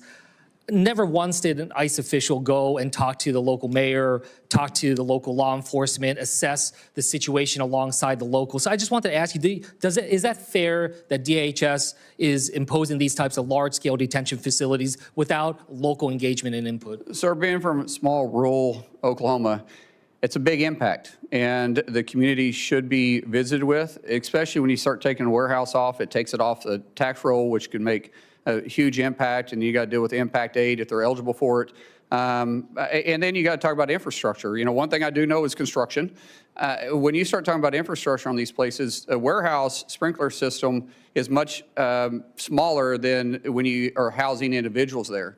And if you say, I think you said the town is 60,000 people, and I believe you said this was Smaller than that. Is it smaller than that? So about 22,000 people, okay, and of the which the detention center- detainees and the staff there would constitute about 10% of the population of that town. Yeah, and realistically, it's not, most municipalities don't have the capacity in their infrastructure for waste and water. So it's important that we're talking to the communities, and if we're having additional needs, we can work with the cities, we can work with the municipalities, but we should always communicate with them. I agree with that, and this town has only 42 police officers, a volunteer fire department. Does that sound like the kind of town that has the resources to take on a warehouse of this magnitude? Sir, I don't know the circumstances behind this other than what you and I talked about. I committed to you when I visited with you in your office. We'll talk. I even said, let's, you and I get on the phone with the mayor.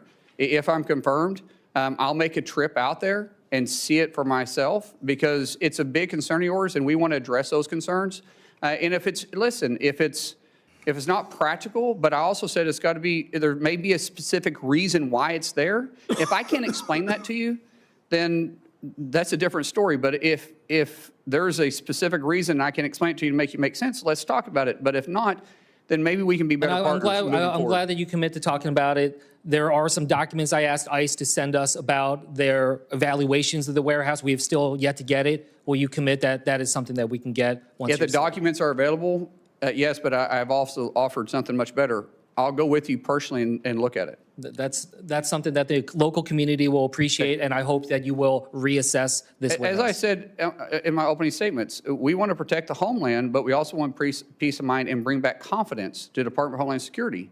And all this means that we got to work on that, and I will work on that. Senator Scott.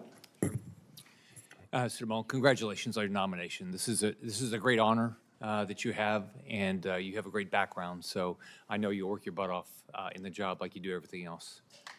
President Trump was elected to secure our border, crack down on sanctuary cities, and keep our country safe. I want to thank the President for his leadership and Secretary Noem's help. Incredible progress has been made. Our streets are safer, our borders respected, and the jobs we've created are going to people in this country legally. Now, as a result of the Democrats' partial shutdown, in the fourth week, TSA agents are not getting paid. Everybody in the Senate's getting paid. I've had a bill since I got up here. If we don't pass budgets, we shouldn't get paid. I've had one of my Democrat colleagues say, oh, I've got a mortgage. I have to get paid. Well, think about all these people. TSA agents are not getting paid. Airlines or airport lines are in gridlock. We got FEMA grants stalling. Coast Guard counterterrorism operations are shrinking amid rising Iranian threats to our homeland. My understanding is ICE agents are getting paid, but not ICE leadership is necessarily getting paid. Last week, 2 terrorists boldly and hatefully attacked our citizens right here on our home soil, killing at least 1 person. The President's decision to stop the nuclear weapons and the ballistic missiles was a reason. What he's doing is making sure we don't get these attacks on our soil. It was only as a result of brave actions of a class of future military officers, citizens, and law enforcement that stopped these tragedies. They could have been massacres. Still, even as Americans are losing their lives, my Democrat colleagues are refusing to fund DHS and give them what they need to uncover and stop plots like these and protect the lives of our families and neighbors. It seems like that's our job up here. So, Senator Mullin, how do you view Senate Democrats recklessly holding DHS funds hostage at the expense of our national security interests amid threats from Iran and its proxies?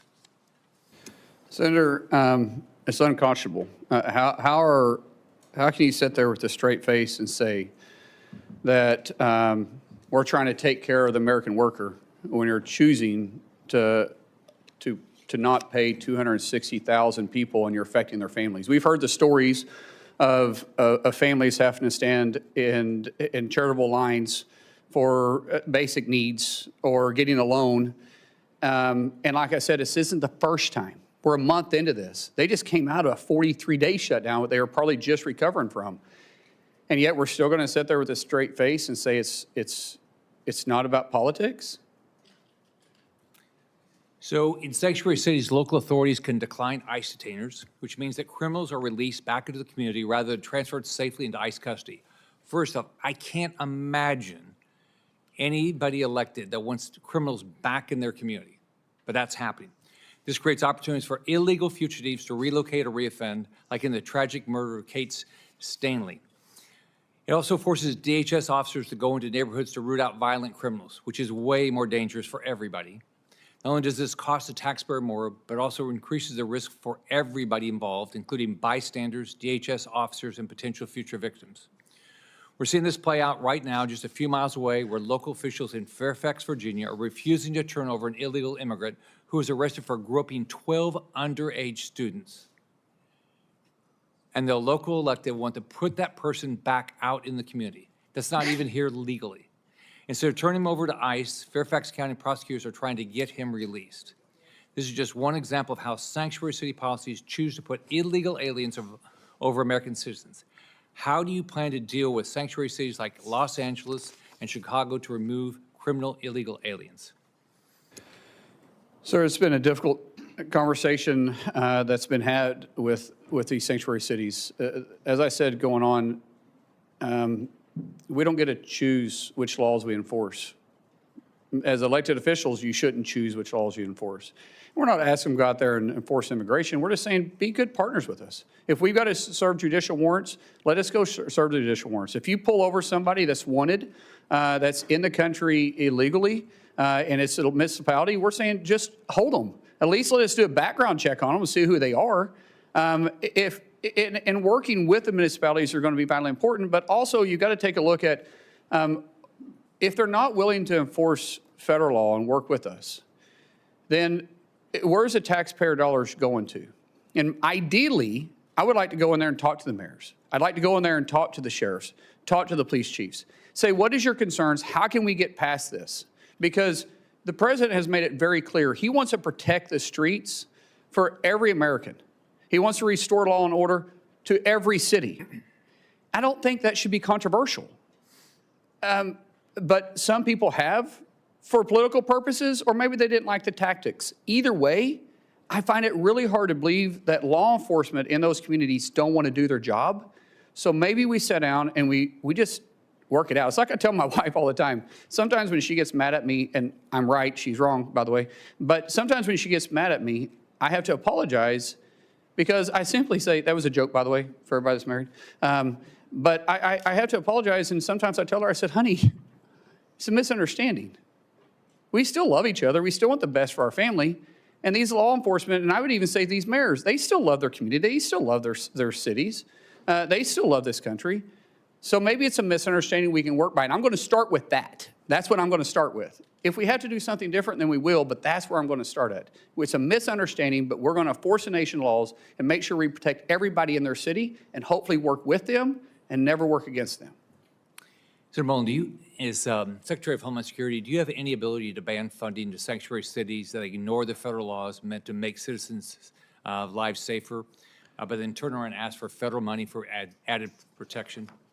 Sir, that would be a last option, but at the end of the day, taxpayer dollars have to be used for the right purposes. And if people are refusing to enforce the nation's laws, then I think it's really hard to justify why we're sending them taxpayer dollars that are coming out of Oklahoma or coming out of Florida or coming out of Kansas or Arkansas when they're making that decision. But I will say that is not going to be my first or second or even third approach, but that would be my last resort.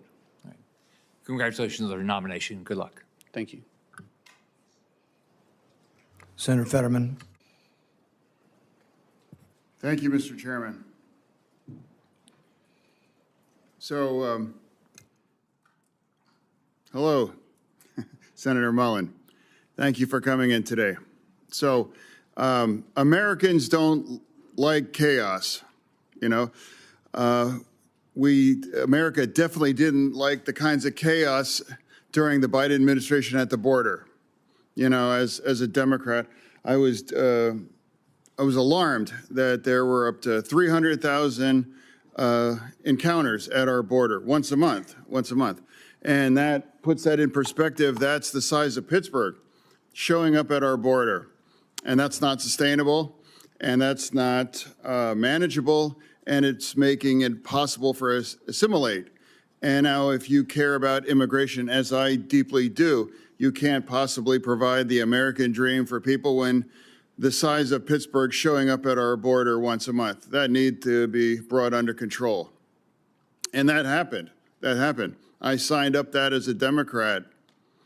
The second part is rounding up all of the criminals and deport them. You know, I can't imagine why we can't agree with that as well, too. That's another thing that I signed up. One name that often doesn't come from my side is Laken Riley.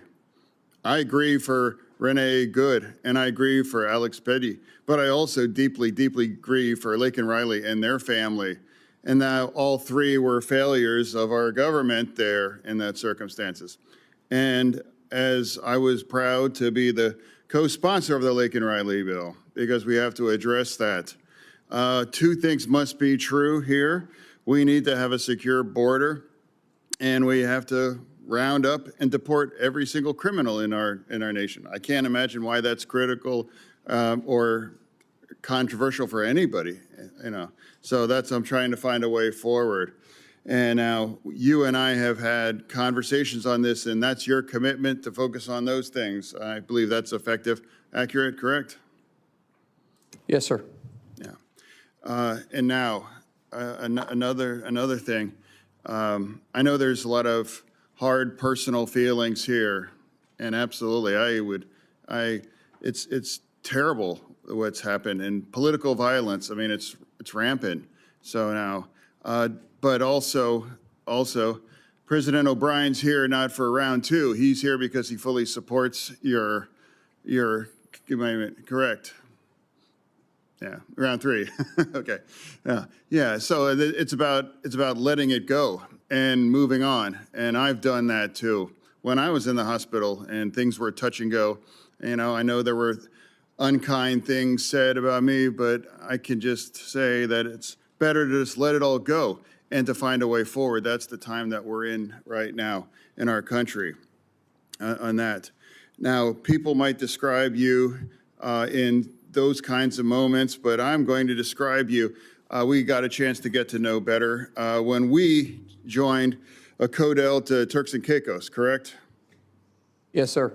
Yeah, and we did that because Americans were looking at over a decade in prison because they had a couple random bullets in their luggage. And those Americans ran the gamut of a black grandmother from Florida, I believe, and Pennsylvania, that live in Western Pennsylvania that I did, and I was able to welcome him at the airport when he returned there. So that was about a commitment to working together. Imagine just because a couple random bullets accidentally, they were looking at over a decade in prison. Now we worked together, and now not one single American really faced that kinds of thing. So that's about committed to working together. So now, and also as a Democrat, you know, that I made me the only Democrat that refused to shutting our DHS down. You know, some people might say that that doesn't mean I have any less commitment to reform ICE. That's just categorically not true. But it's a strange devotion. I don't understand why you would shut the entire agency down just because you want those kind of reforms on ICE that has absolutely no impact on ICE and doesn't force any of those things. I refuse to do that, and I refuse to punish those union members that are working. And now especially parts of that, it's true. It's like the cybersecurity agency is part of DHS. Yes, sir. Yeah, and that's currently on the shutdown. And now two of the top agents of cyber attacks come from Iran, and China. They must be elated to know that that part is all shut down, because that's part of the shutdown that does not bring any reform to ICE. You know, that I want any less than other Democrats, you know, here. The difference is I refuse to punish and make our nation less secure part of that. So for me, I came here and I committed to come here with an open mind, and I'm going to continue to do that. And it's not going to be about gotcha moments. For me, it's about just saying, my experience with you has been consistent kindness and professionalism. You know, the first time I met, it was you and your wife behind you when I was here at the orientation here in the Senate. And even before you got the call for the big job, you know, we were even discussing about getting together and having dinner as family. So that's an ongoing relationship, because that's also part of the fact here in this town, you got to get along and find a way to work together. And now we have to come at it and just let things go in the past for that. Finding a way forward, that's my responsibility to represent Pennsylvania.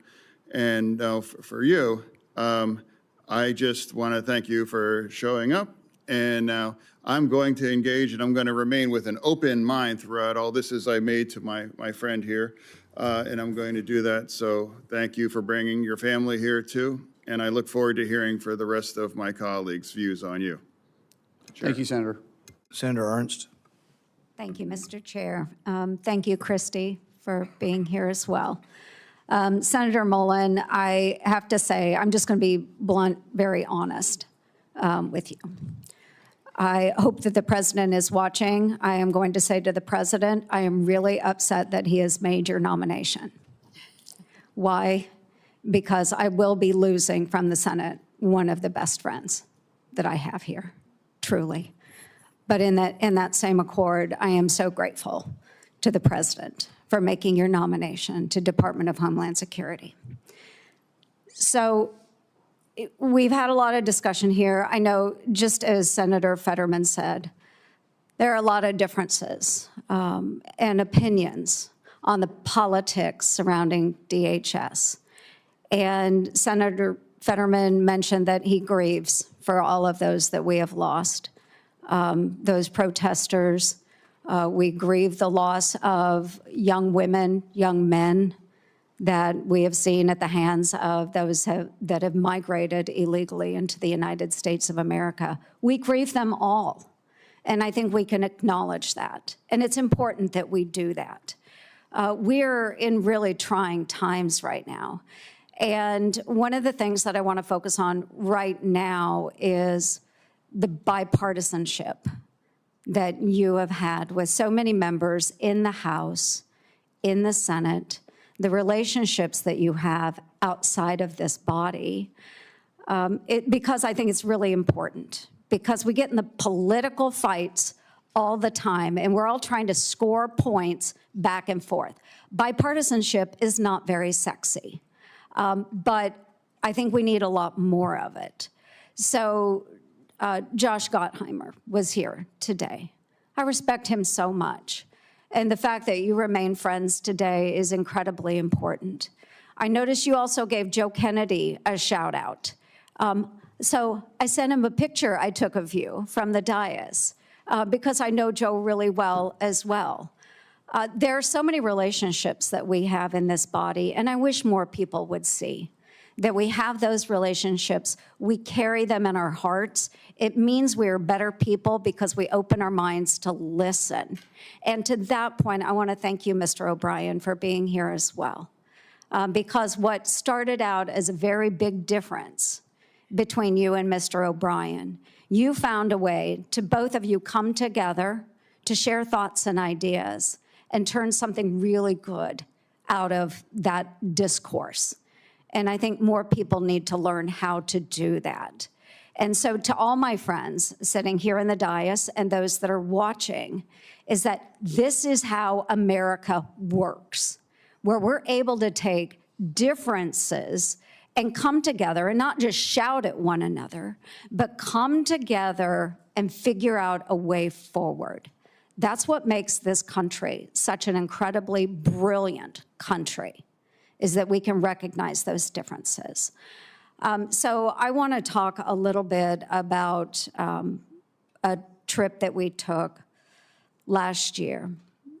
So many folks know that you serve on armed services, I serve on armed services.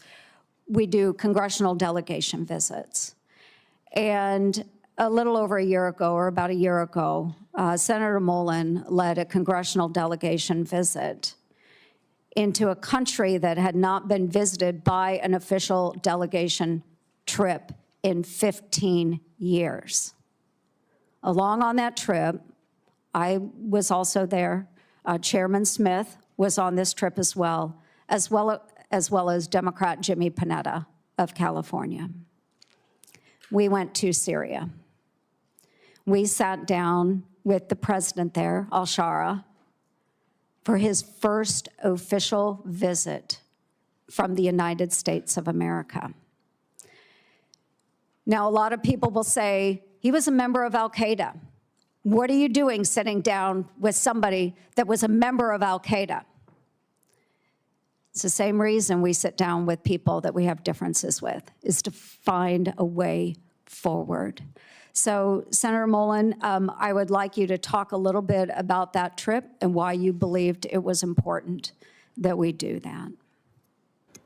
Thank you. Thank you, Senator. You're right. The president of Syria wasn't really somebody we should have a lot of common ground with. And we actually talked about that. Him and I talked about that. Had a very blunt relationship about it. But the fact is, our world is different. And there's different leaders for different countries and different places. And you have to understand the region and the area they're in. We're not in the business of necessarily picking the leaders, but when we do, hopefully there's a way that we can work it out. And if you remember the president at the time, he said, when I was younger, I was fed a lot of propaganda. And I'm paraphrasing this. He says, but when I was in American prison in Iraq, he started looking at things different. And then he also went on to say, yes, I was affiliated with al-Qaeda, but it's much like you guys being affiliated with Russia. It was interesting to me knowing how you went through the history. He said, it's much like you guys being affiliated with Russia and China and World War II, and look where you're at today. Sometimes in war, when we're fighting for our country, I left Iraq and came back and fought for Syria because that's my home. We have the most diverse population in the history of the world in Damascus. And I don't want the foreign influence. And after I got out, I realized my fight is for my country, not for this necessarily organization, but for me to get resources, for me to get fighters, for me to be able to fight for my country. And hopefully, even though he said openly, I never planned on being president of the country. I was just wanting to get my home back. I find myself here. And he was very open. He says, I have made mistakes. And I said, I've made mistakes too. And I said, we're not perfect, but if we can work together to be a trust but verified, he says, I want a relationship with the United States. I want to have that relationship. That's not common for somebody with al-Qaeda ties. That's somebody that says, yes, my past is my past, but I'm looking to the future. And I think we all have past. In past, we can learn from. We learn from successes and failures in our past. But if we can grab the past that we made a mistake on and say, yeah, that's a mistake, I'm not going to make it again, that's a lesson. That's where wisdom comes from. If you can also learn from your successes, then that's also where wisdom comes from, and that's considered someone that has the potential to be a leader. And I would rather work with those leaders like that than to continue to see the civil war that was going on, and in some cases still going on in Syria. Yes, and thank you. And I just use this because my time has expired, just to demonstrate how we all have such significant differences. We can come from different backgrounds, but I've been on a lot of congressional delegation visits, folks, a lot in the 12 years that I've been here. But to watch Senator Mullin lead this delegation and to be able to speak to someone that is far different than we are and bring our countries that closer together, I know that he will do that with every one of us serving in Congress. I know you will represent us very well. You will represent the administration very well. You will make our country safer. So thank you, Senator Mullin. Thank you, Christy, very much for your friendship as well. Thank you, Mr. Chair. Senator Slotkin. Thank you. Thanks for being here. Thanks for our conversation yesterday. I want to just actually add on to what Senator Langford was saying and just focus on the attack we had at a temple that's very close to my heart in Michigan, a place I know well. Last week, we had an anti-Semitic attack meant to terrorize not just that synagogue, but the entire Jewish community. And I think the light is really blinking red. And that is the feeling for the Jewish community. And just as an objective statement, the Jewish community is 10 times more likely to be the victim of a hate crime than all other religious groups combined. That's not a political statement. That's a factual statement from FBI data. We talked about the need to work together. The Jewish community is spending about $1 billion a year privately securing their own institutions. No religious group should have to spend that amount of money that could be going to lots of other things on their own security in the United States of America. So I would just ask your help in reforming the nonprofit security grant program so it's agile, so you don't have to win the grant and then still do 100 pieces of paper, maybe even looking at a rapid reaction fund, but certainly asking for some sort of task force. You know, I'm thinking about the community in Australia that went to the Australian government, the Jewish community, and said, we're seeing just a real uptick in threats. We're terrified. And then we have Bondi Beach and a very horrible thing. So can we just agree in public, again, on a bipartisan basis, to sit together to reform this program and figure out how we manage to the threat, because we're not hitting it right now. Senator, you have a wealth of knowledge from your service in the intel community, and you will know this issue probably better than me. And so I would welcome the opportunity to sit down and talk to you, figure out what we need to do. I know this is very personal to you, and that's great. We may have some differences on some political views, but this isn't one. You and I will be, laser focused and get this resolved if it's possible. But yes, I would absolutely welcome an opportunity to work with you on this. Great, I appreciate that. I think, in general, your position or your future position as Secretary of Homeland Security sits at the fulcrum of these big issues we're having as a country. Just big cultural issues. The use of law enforcement in our streets and where our rights begin and end, and then our elections, our democracy. And given the importance of that, I think it's important that we state really clearly where you are on those two issues. I think first and foremost on the use of ICE. My state voted for Donald Trump in 2024. A lot of people supported the president's immigration agenda, but then they watched with their own eyes, not filtered through a news source. They watched with their own eyes American citizens killed in their streets for protesting. They saw children caught in the crossfire and being tear gassed. They saw people randomly being pulled out of their cars and walking down the streets because they happened to look like they could be an immigrant and checked for their papers, which for many of us has a real history. They have seen law enforcement go into people's homes without a judicial warrant for a country that was invented because we were being oppressed by a foreign force that demanded entry into our homes. So you say you don't want ICE in the news. You say you want to rebuild trust. Your predecessor was fired because she couldn't manage that, and people had to go in and bring the temperature down.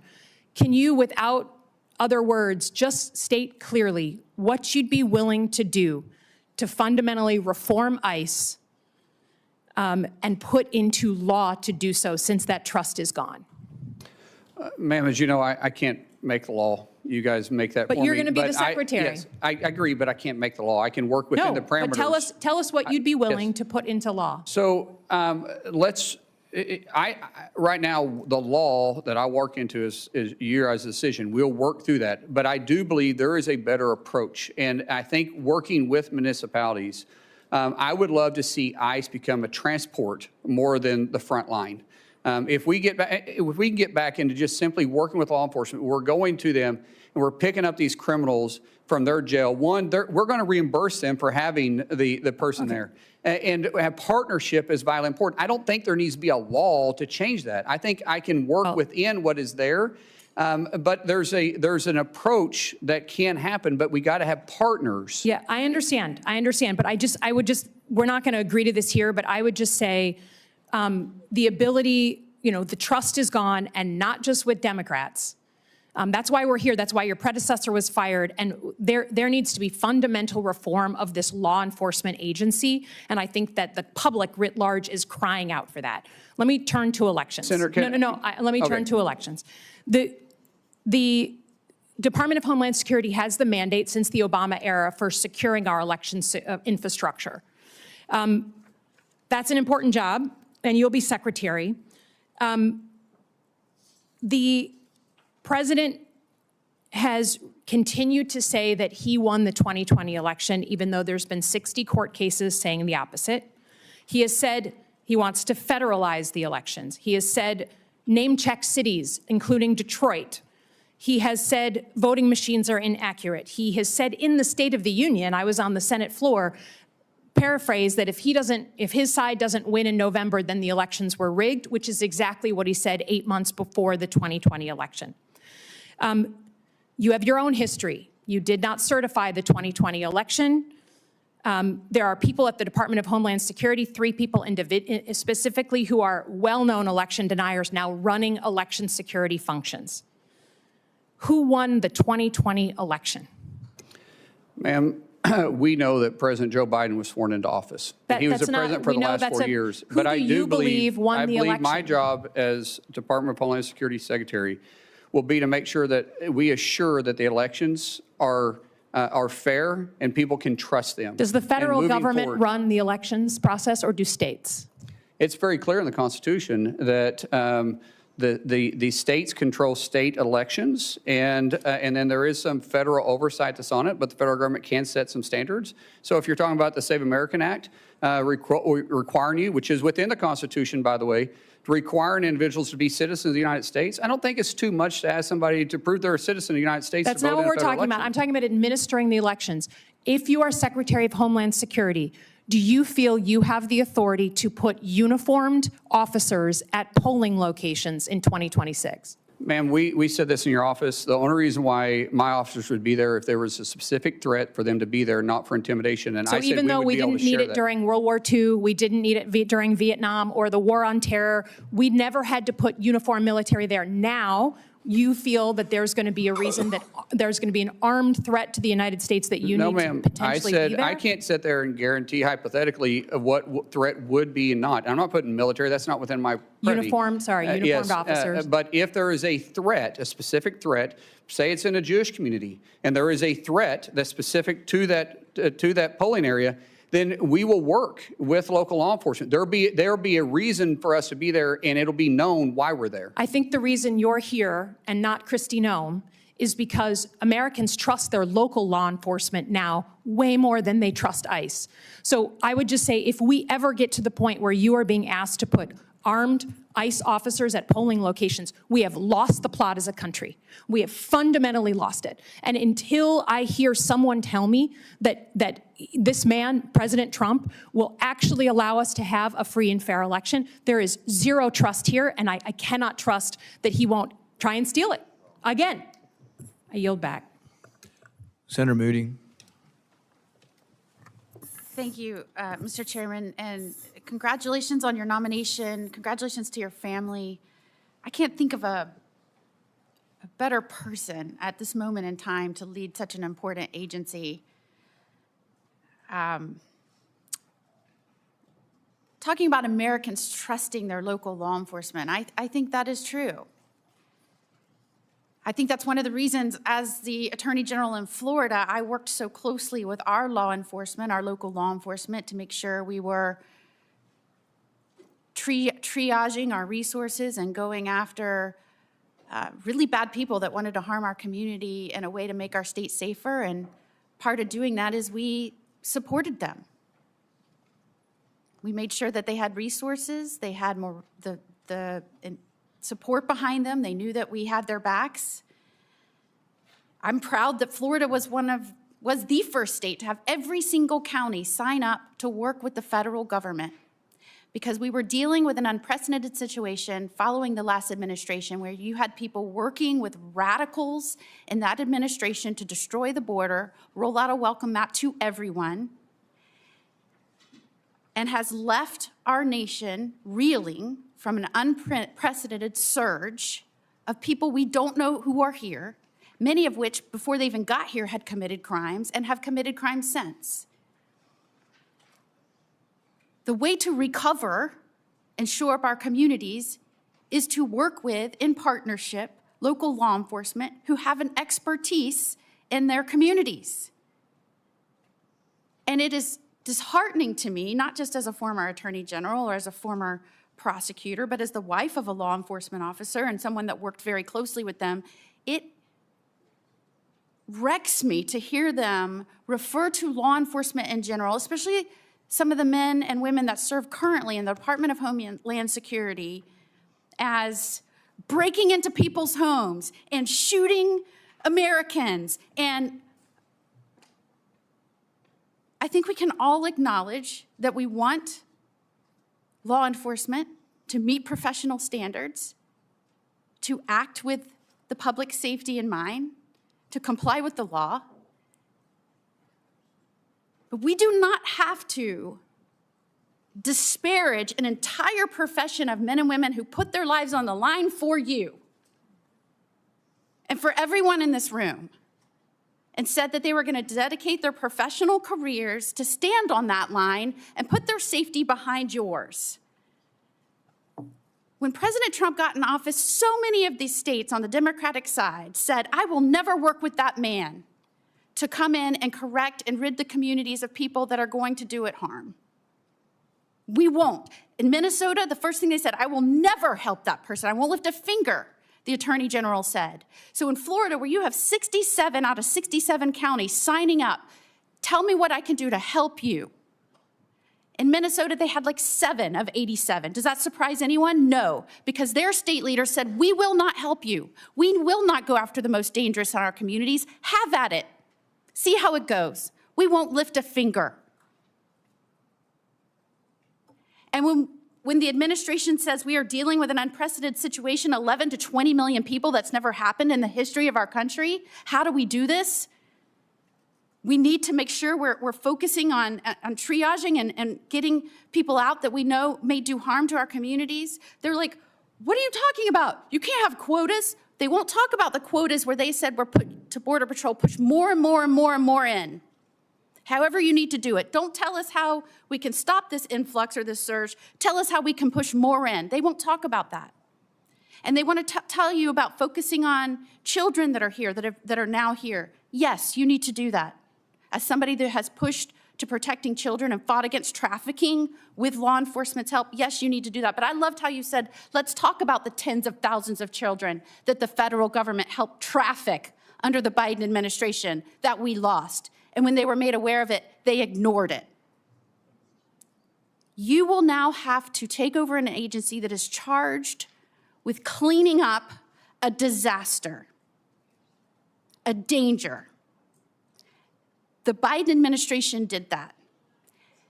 I cannot think of a better person, someone who acts passionately and fiercely fights for the people he loves, and someone who loves this country and thinks of other people before himself.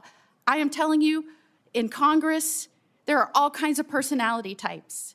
But this man came up to me time and time again as the newest United States Senator and said, what can I do to help you?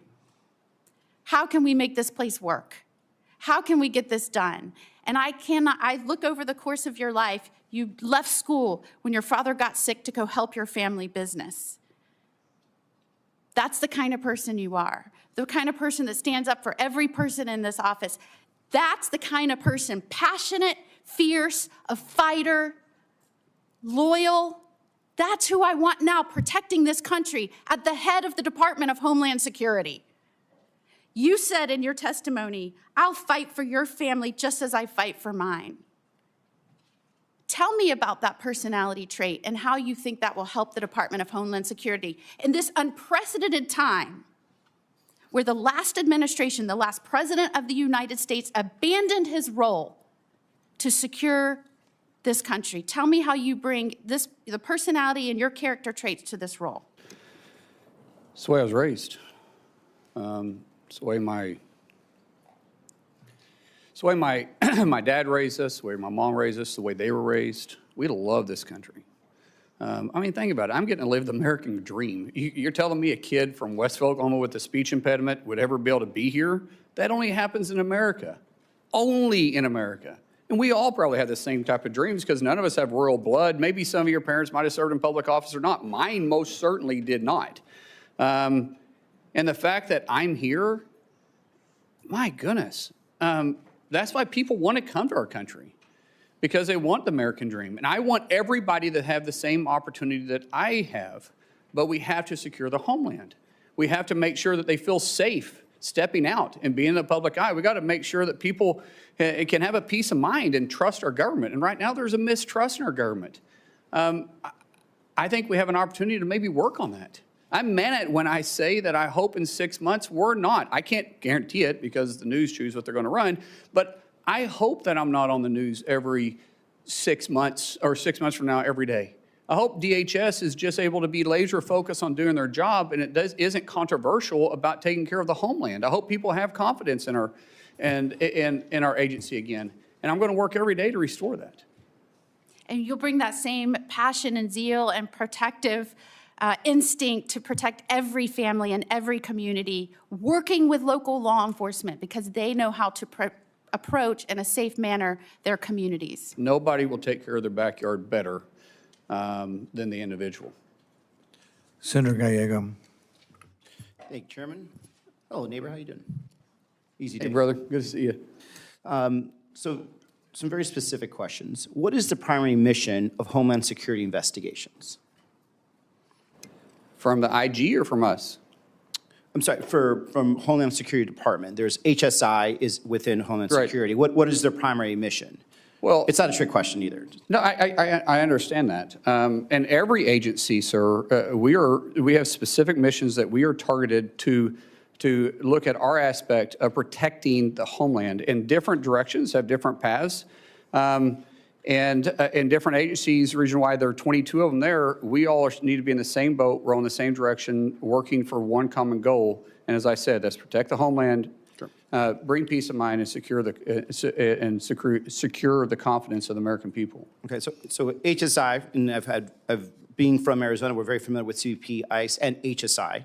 HSI specifically is very important because they specialize in dealing with human trafficking, human smuggling, counterfeit, bank fraud, things of that nature. Actually, I have a lot of friends that have worked for them forever. The reason I bring this up is because there is confirmed reports that the Secretary of Homeland Security has ordered HSI agents, pull them off what I just told you were very important missions, to go to Arizona and investigate the 2020 election results, right? That's a very big concern of mine because these agents should be doing the work they're doing. A lot of them already are, field ICE agents instead of actually doing these long-term investigations. But now they're not even doing the ICE enforcement. They're literally going back and looking into conspiracy theories. So, for my experience and seeing you both on the House and the Senate, do you believe that Joe Biden won Arizona in the 2020 presidential election? The reason I ask is because, again, you're potentially deploying HSI agents to Arizona to check a result using our taxpayer dollars to follow up on a conspiracy theory. Sir, I'm not familiar with what the former secretary did here, and nor am I here to debate what happened in 2020. I do know that there's an opportunity to look at 2020 and make sure that anything that went wrong we can fix moving forward, because what we wanted to make sure is that in the next election, be it the midterms or in 2028, the American people trust our election system. Trust is vitally important.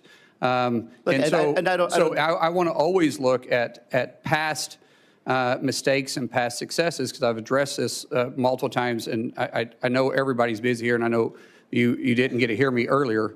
But Senator, I think we can always do better, and I want to do that. Just like you and I, we've worked on immigration issues before, but because we both know we can do it better. But you're talking about perspective. I'm talking about going back, and the fact that we're using Homeland Security funds, investigators that should be using their time and value more to check onto something that, by the way, had multiple independent audits, even one run by the Senate Republican and Senate State House representatives that passed, accuracy tests, hand counts, 14 court cases that were confirmed that Biden won in my state. And so when I have personal friends that are HSI agents, friends that I know are telling me they are now being diverted from their duties, and what they're doing is they're instead of investigating child sex trafficking, child abusers, drug traffickers, which I don't disagree, we have not been doing the best at, and certainly I think a lot of that was under the Biden administration, did not do that sufficiently. But now instead of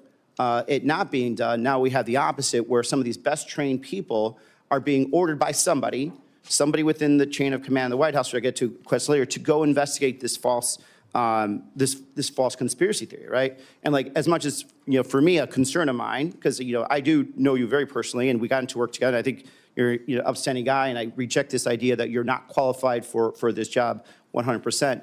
But when it comes to something as existential as this, that's when I have to start questioning, like, are you going to be in charge of a department that's going to say, you know what, HSI should not be used for this? As a matter of fact, no one in Department of Homeland Security should be used to do and investigate an election conspiracy. So that's, what I want to communicate on this. Like, I really urge you just to end the investigation. There's no reason why we need to be relegating back to 2020. There certainly isn't any reason why we should be using these highly trained professionals that should be going after some horrible people to be investigating conspiracy theories that have been litigated multiple times, and put them back where they were. Moving on from there, my other concern is something that I saw, with the previous secretary, and something that I've seen in myself in my time in the Marines, is that a chain of command is very important. I don't believe there was a real chain of command that was in the Secretary of Homeland Security. And when I say that, it's because I think Stephen Miller was the person that was actually calling the shots there, and you could see the results of what occurred. You had men and women in ICE and CBP that felt that they were unaccountable, talking to actual ICE and CBP agents from Arizona that got deployed to Minnesota. They don't know who really was in their chain of command. They didn't have operational orders. A lot of them did not understand, how to actually engage with the public at all.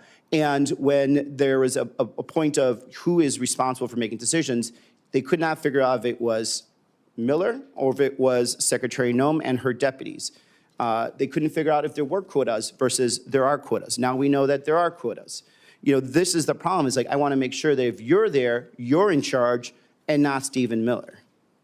Sir, the President has nominated me to be Secretary of Homeland, and I'll take full responsibility for that. Chain of command is important. I believe in empowering people to make decisions, but I will still be talking to the President on a regular basis.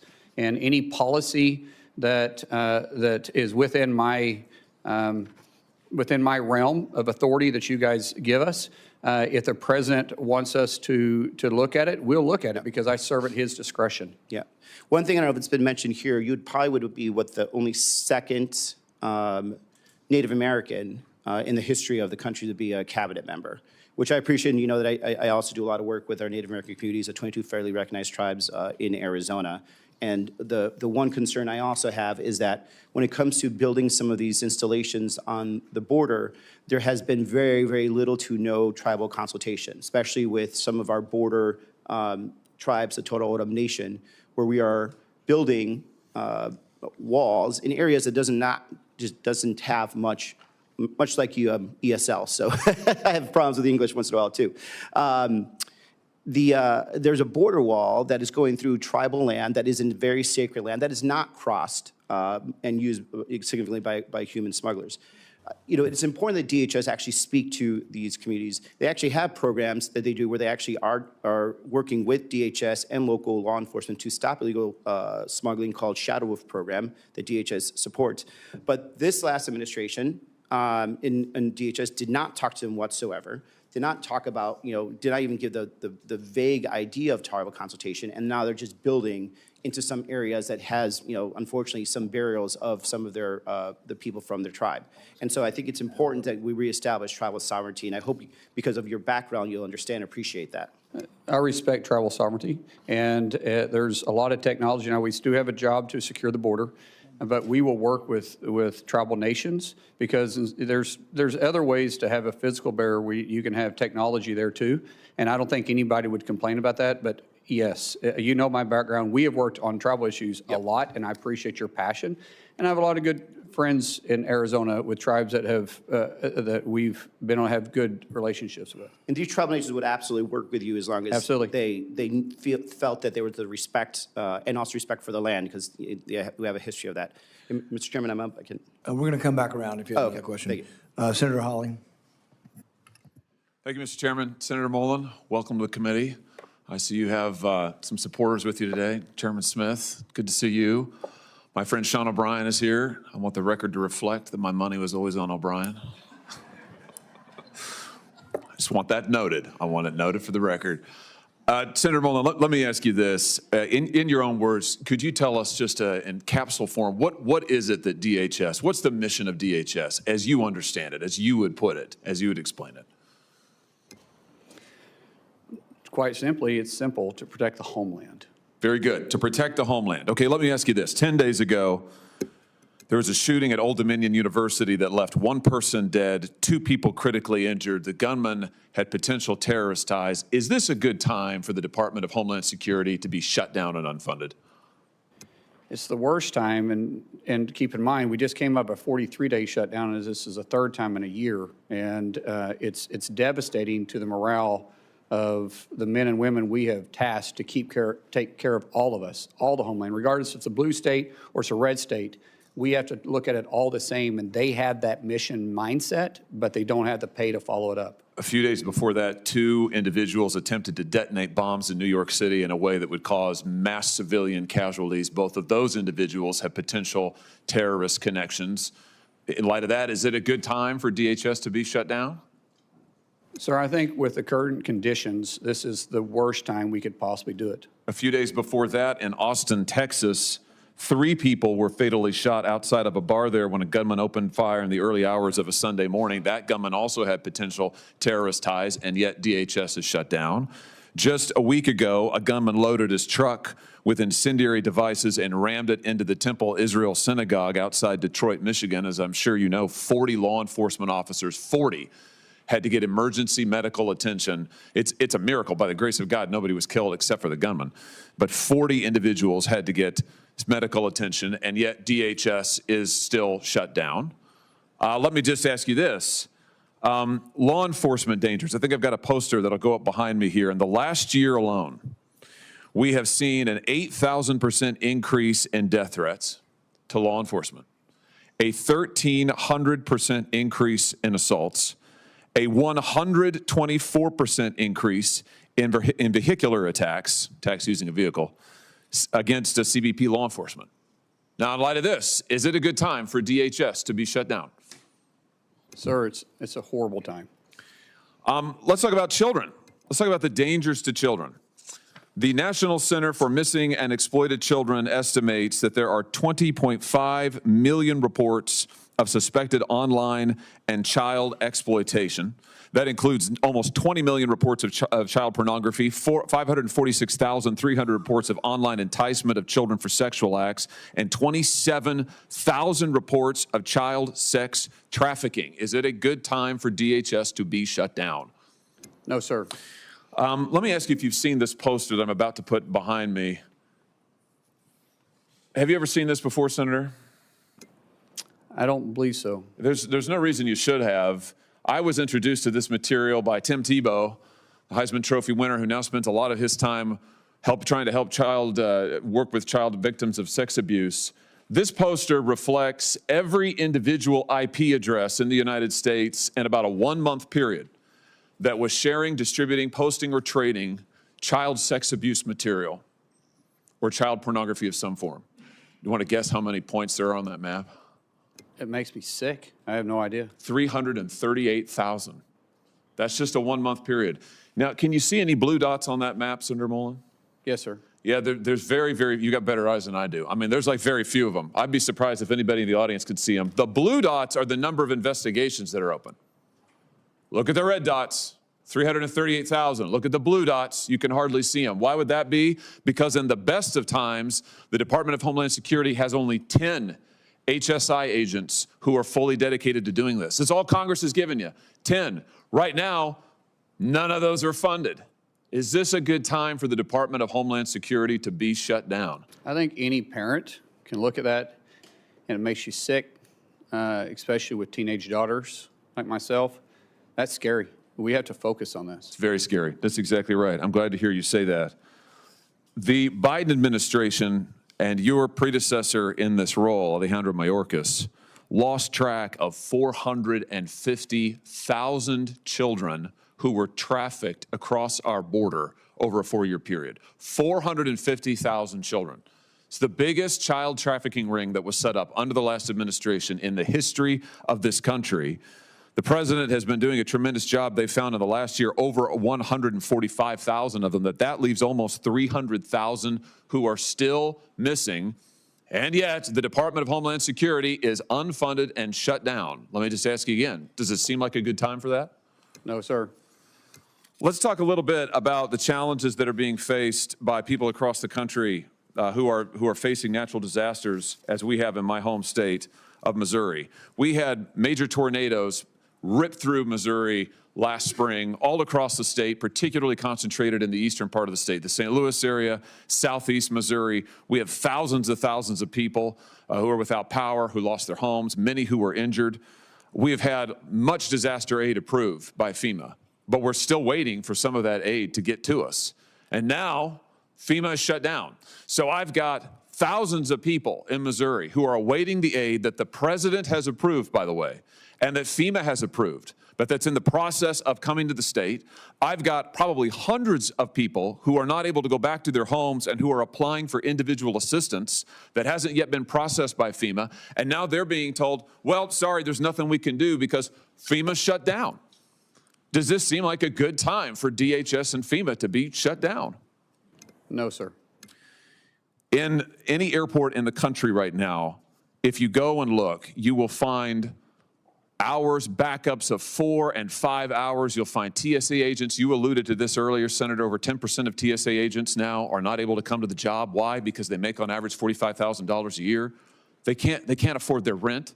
They can't afford to buy groceries for their kids. They've missed now 2 paychecks. This is endangering the security of our flyers. It's endangering the security of our airports. This is a terrible time for DHS to be shut down. Here's my point.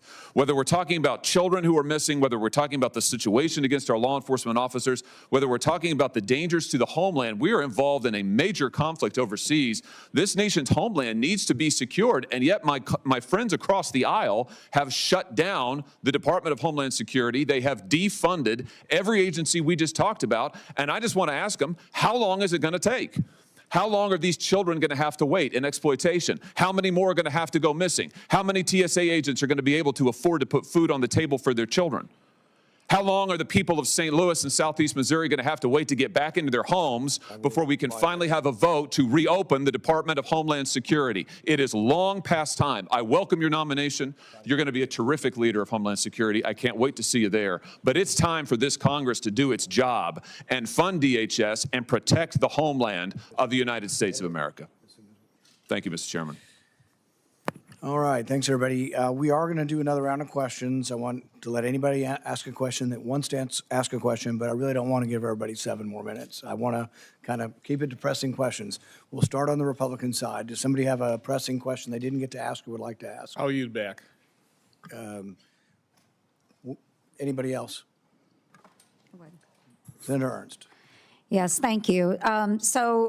Again, Senator Mullin, I truly appreciate you being here. And I do want to ask some questions. I do want to follow up. So many people have pointed out the various departments that exist and are not being funded under DHS. So we have a really, really significant anniversary coming up this year.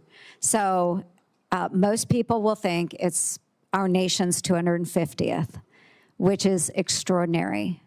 But the other significant anniversary that has impacted so many of us, especially those of us that have served in uniform, significant anniversary, the 25th year of September 11th, 2001.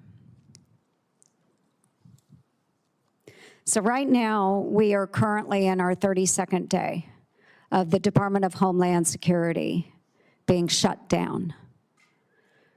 We have men and women serving in TSA, in FEMA, in the Coast Guard, Secret Service, in the Cybersecurity and Infrastructure Security Agency, all of them under DHS, not being funded. Now, I just heard in the first round of questions, one of my colleagues on the left say, this has nothing to do with ICE. They are funded. If it has nothing to do with ICE, why are we not funding these agencies that protect Americans? Especially as we're coming up on the 25th anniversary of September 11th this fall. It's a significant anniversary. I hope never to repeat it. But the fact of the matter is that there is a greater possibility of September 11th happening all over again because we are not properly funding the men and women that protect our homeland. So I don't want to hear folks say it has nothing to do with ICE, because I do believe when we get into the politics of this, it is about ICE. It is about ICE. So I would love for my friends on the left to acknowledge it's about ICE, but acknowledge that protecting our homeland is much more important than the politics of this. So, yes, question. Senator Mullin, do you think it's time to set aside the partisan politics and partisan games and fund DHS as a whole so that the department can be fully functioning to protect Americans, especially as we are approaching this fall, the 25th anniversary on one of the greatest attacks that we have ever seen on our homeland? Yes, Senator. I look at this as a political theater that we're playing games with, and we're risking people's lives, and we're disturbing people's lives. As I stated earlier, we have 260,000, 280,000 employees in DHS that's still on the job, still working, still keeping us safe without pay. I don't know how in good conscience you could sit there and think that's okay. It is not okay, and I look forward to your leadership at Department of Homeland Security. Thank you, Senator Mullin. I yield back. Senator Peters. Yeah, I have a couple questions for Yes, you, Senator Mullin. But before that, I just want to clarify what we're hearing about funding for Homeland Security. I think the political theater has been on the Republican side, because there is really no debate with any of my Democratic colleagues that we need to fully fund FEMA, that we need to fully fund the Coast Guard. We need to fully fund CISA, to fund all of those other areas. The TSA folks all should be fully funded. But unfortunately, my Republican colleagues who control the floor, you are in the majority, you determine which bills go on the floor and which ones are up for a vote. The way we can do that so we don't have a floor vote is we can go and move by unanimous consent and move a bill and say, is there anybody that objects to this bill? And if they don't object, it immediately is passed. That's the procedure. So folks at home watching this, we have bills that will immediately pass and could pass today. We have put on the floor bills to fully fund TSA, and my Republican colleagues have objected. I heard all this support for TSA today, so I hope you tell your colleagues, don't object to the TSA funding bill. Please don't do that. We could pass it today. God, that would be great. But we heard a lot of theater, all this stuff. FEMA, pass it today. Coast Guard, pass it today. CISA, cybersecurity, pass it today. So as the nominee for Homeland Security, I would hope you would tell your colleagues, boy, this is really important. Don't object to the bill that allows us to pay for this.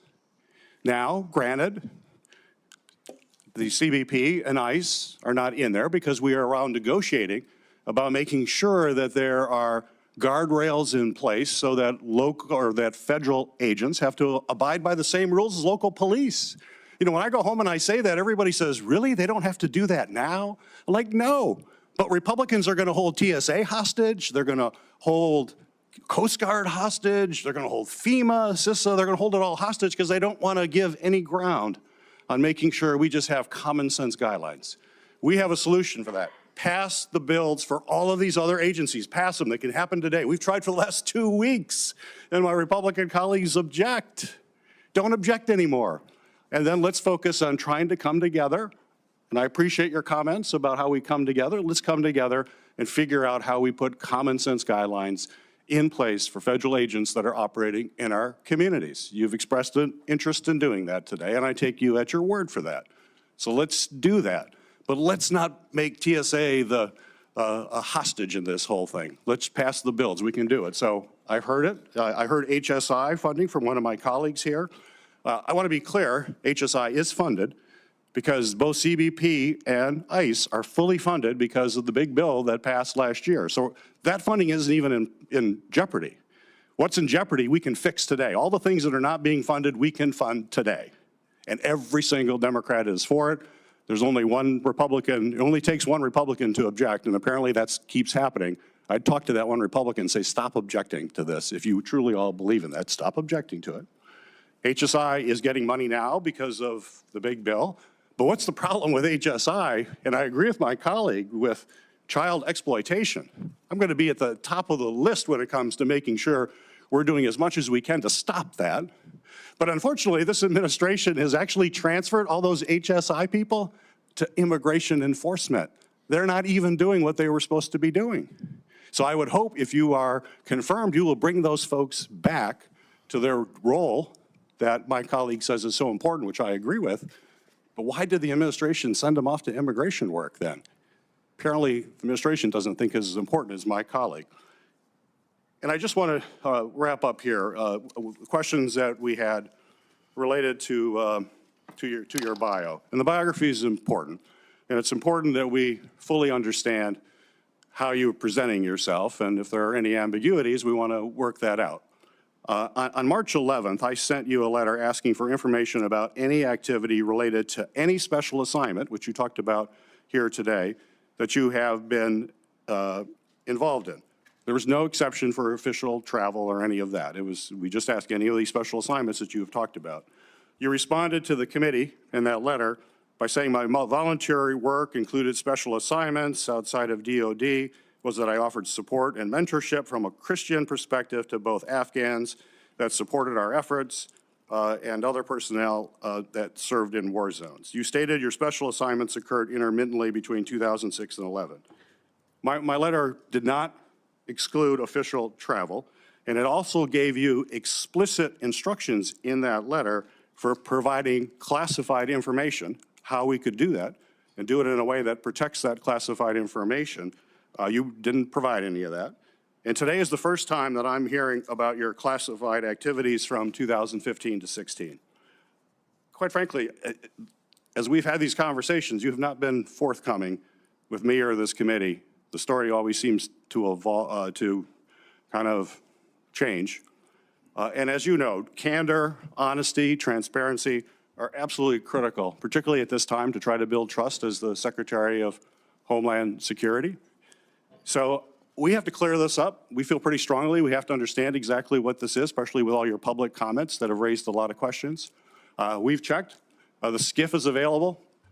We're going to go in the, we would love to have you come to the SCIF and tell us exactly what you're talking about. I think that'll put my colleagues' mind at peace. Would you be willing to go to the SCIF this afternoon and tell us the classified activities you're talking about? Sir, I think this committee made it very clear with the paperwork they gave me that I do not have to disclose my my official travel. That was part of the documents. And it went over 2 or 3 times. I complied with exactly what the committee said. And there is no statement for, or no area for mission work and mentorship that was a volunteer basis that I did on my own time. And it was very specific over and over again that you don't have to claim official travel. We want to know what this supposed classified work was. We have real questions about it. I asked the FBI yesterday, I said, and if someone had appeared in any classified document, any document, would that be in this report? And they said yes. I said, well, I don't see anything for Senator Mullin. Why is that?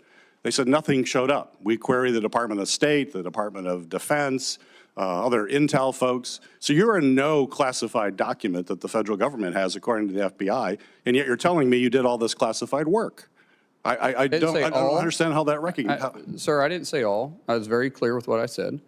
I get what you're trying to get to here, and that's fine, but I complied with everything the document said, and it was official travel, and it was a classified trip. Well, let me just chime in on this. I've agreed this is the fastest hearing anyone's ever had. This will be the fastest vote anyone's ever had, and that's despite my qualms and problems with your nomination. And I'm willing to do that, but when the FBI came to my office, I asked them if you had done any kind of work for the CIA, the DOD, or any other. I haven't. Let me finish. Any of these kind of agencies or any kind of classified work, and they said the way it works is you would have a separate folder if you'd been involved in classified missions somewhere, and we would get to see the folder, and then we wouldn't talk about it. We would look at it privately, and we would know what you're referring to. So it's confusing to us because there may have been some papers that said your official trips were excluded. I don't know which ones were and weren't, but you've now mentioned today that you have activities you've done.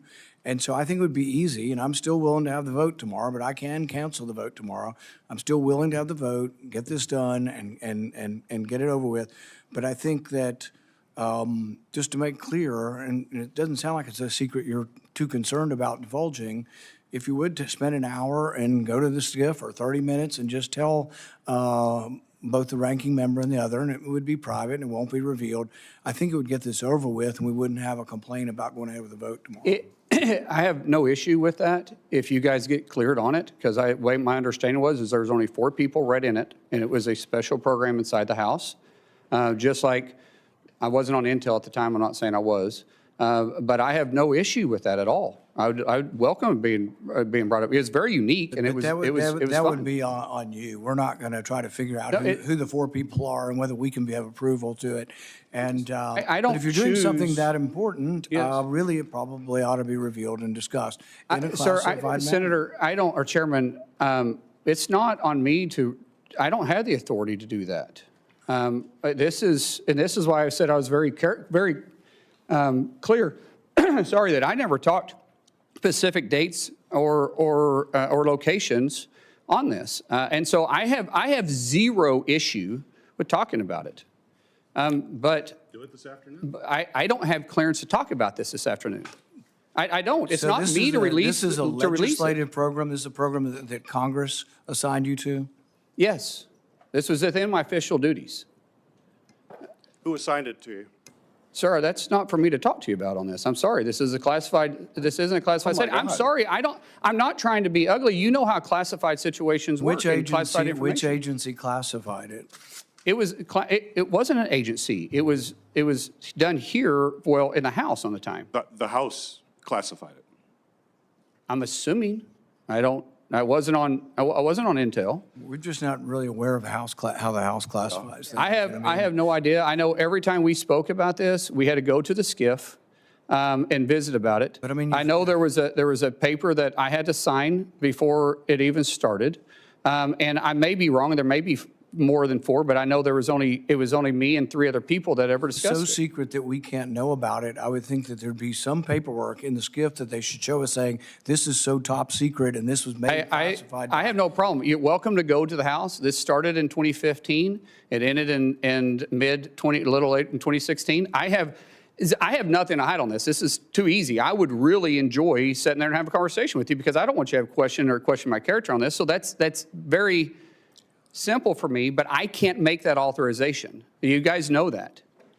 Well, it's a little difficult for us to go ask about a program that has no name, and we have nobody that we know to talk to about it. So I don't know how we would begin doing this without your cooperation. But I'm if you willing do to it, I'm willing cooperate. to hold the vote tomorrow, but you brought this up, that you were on a super secret mission that you can't tell No, us I did about. not say super secret, sir. I said it was classified. That only four Only people four people about it. know? That's Well, no, pretty secret. I only know if there was 4 people. There was maybe more people that understood it, but I know there was only 3 people plus me that was ever in the meeting. And so as far as I'm concerned, only 4 people was read in on this. So did this you were on the Intel committee? No, not at the time, no, sir. I was on the Intel committee after that. What committee were you on at the time? You got to think about 10 years ago. Energy and Commerce. So it was an energy and commerce top secret effort. Senator, I'm just I asking. know, what I'm getting upset about a little bit here is that your tone that you're saying that in a condescending way. I did what I was asked to do. I'm trying to find out who we would talk to. Sir, I've told you exactly what happened here. I was not required to disclose this on any official travel. Your documents were very, very clear on that. So I don't know what else you want me to say. You said you can go find out. Go find out. And then when you guys say it's good for me to talk to you, I'll be happy to talk to you about it. I can't talk specifics. If you want to talk about in general ideas, let's go down and talk in the SCIF. I'm okay with that. But I can't get into the necessary specifics or who made the decision to do it. But I can talk in general, and I'll be very, very glad to do that with you. And even Senator Langford, I know, is on Intel. He can come down with us and visit with us about it. No issues with that at all. Perfectly clear and okay with it. But it's not for me to release this. So if you guys want to do that, we can leave here, go down there and talk about it. Did this mission involve exchange of fire? It wasn't a mission. It was an official travel with specific deals or for specific fact finding, just like any official travel is, that they wanted clarification on. And so, like I said, be happy to talk to you about it if you guys want to. And it was in a conflict zone?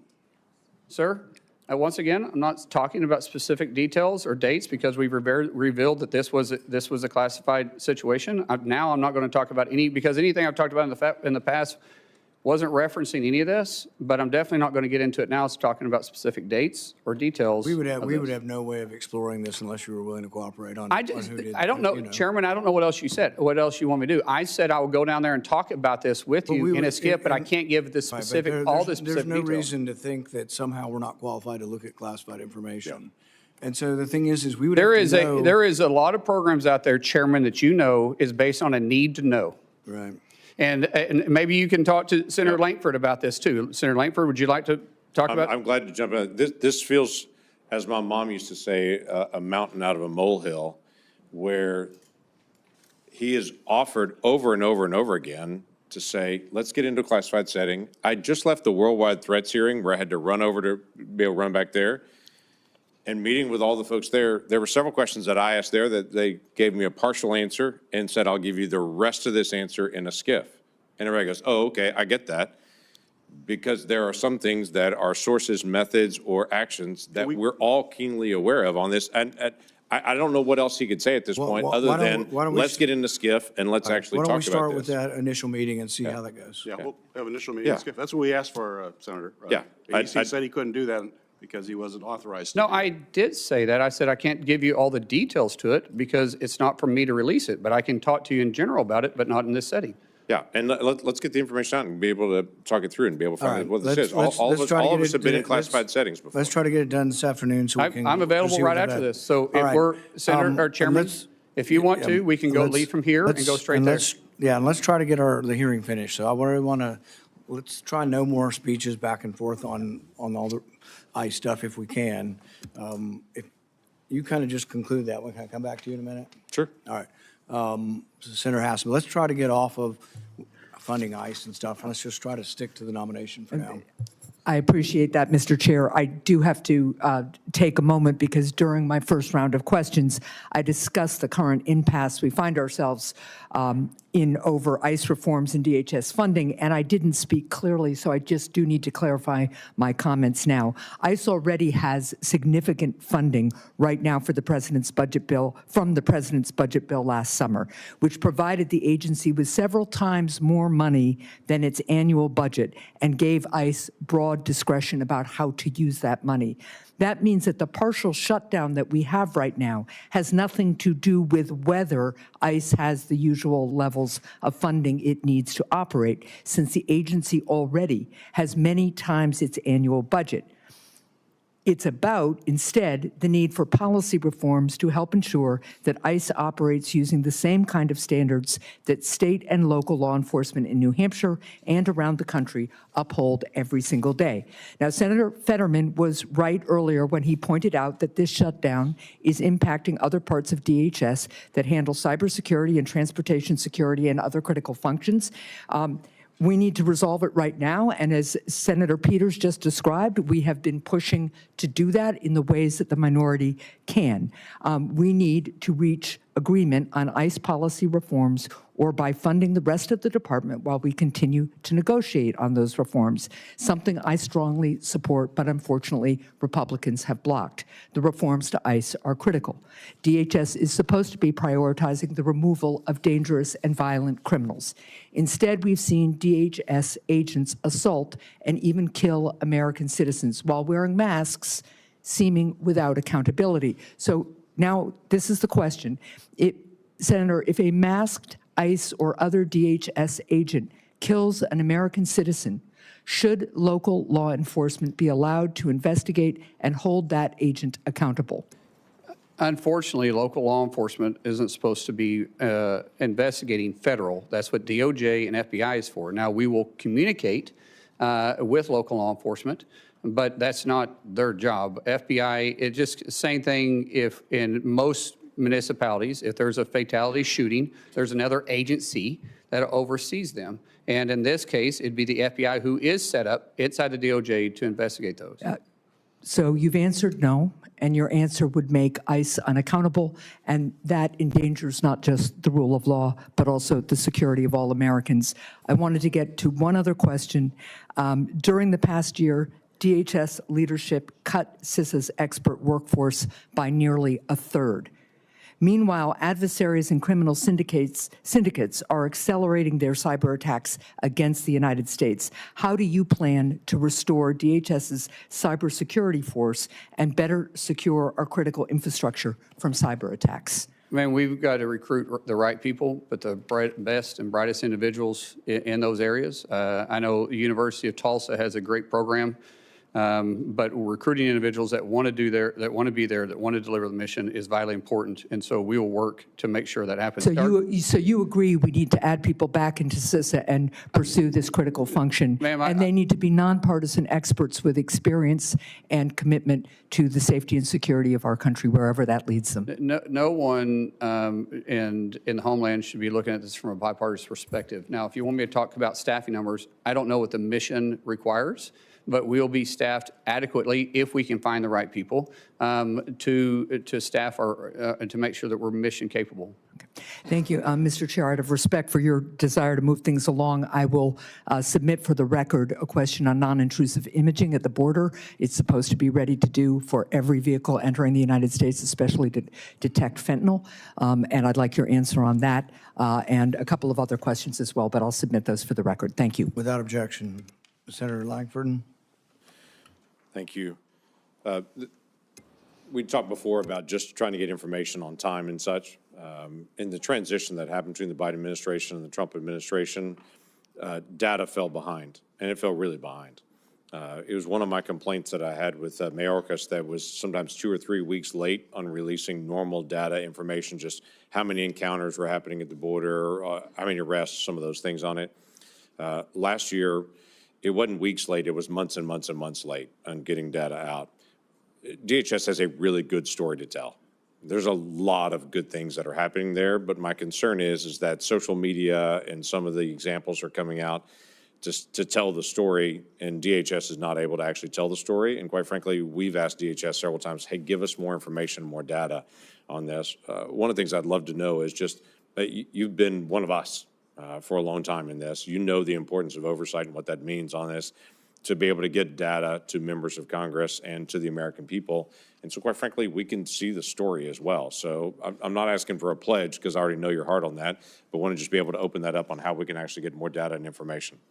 Our Ledge Affairs Department, I'm going to stand up and make sure that we're communicating and getting the information you need. It's not going to be fixed overnight, but it does frustrate me as a former member of the House and definitely a current member in the Senate that when we make a request, it's not seen. Now, there is a difference between making actual requests because you're wanting to get to a solution versus harassment. Badgering people. Yes, there is a tremendous amount that happens. Both sides play the games, and I'm just not going to play that game. I'll work with any senator, I'll work with any committee to make sure that we are getting the information you need to do your job.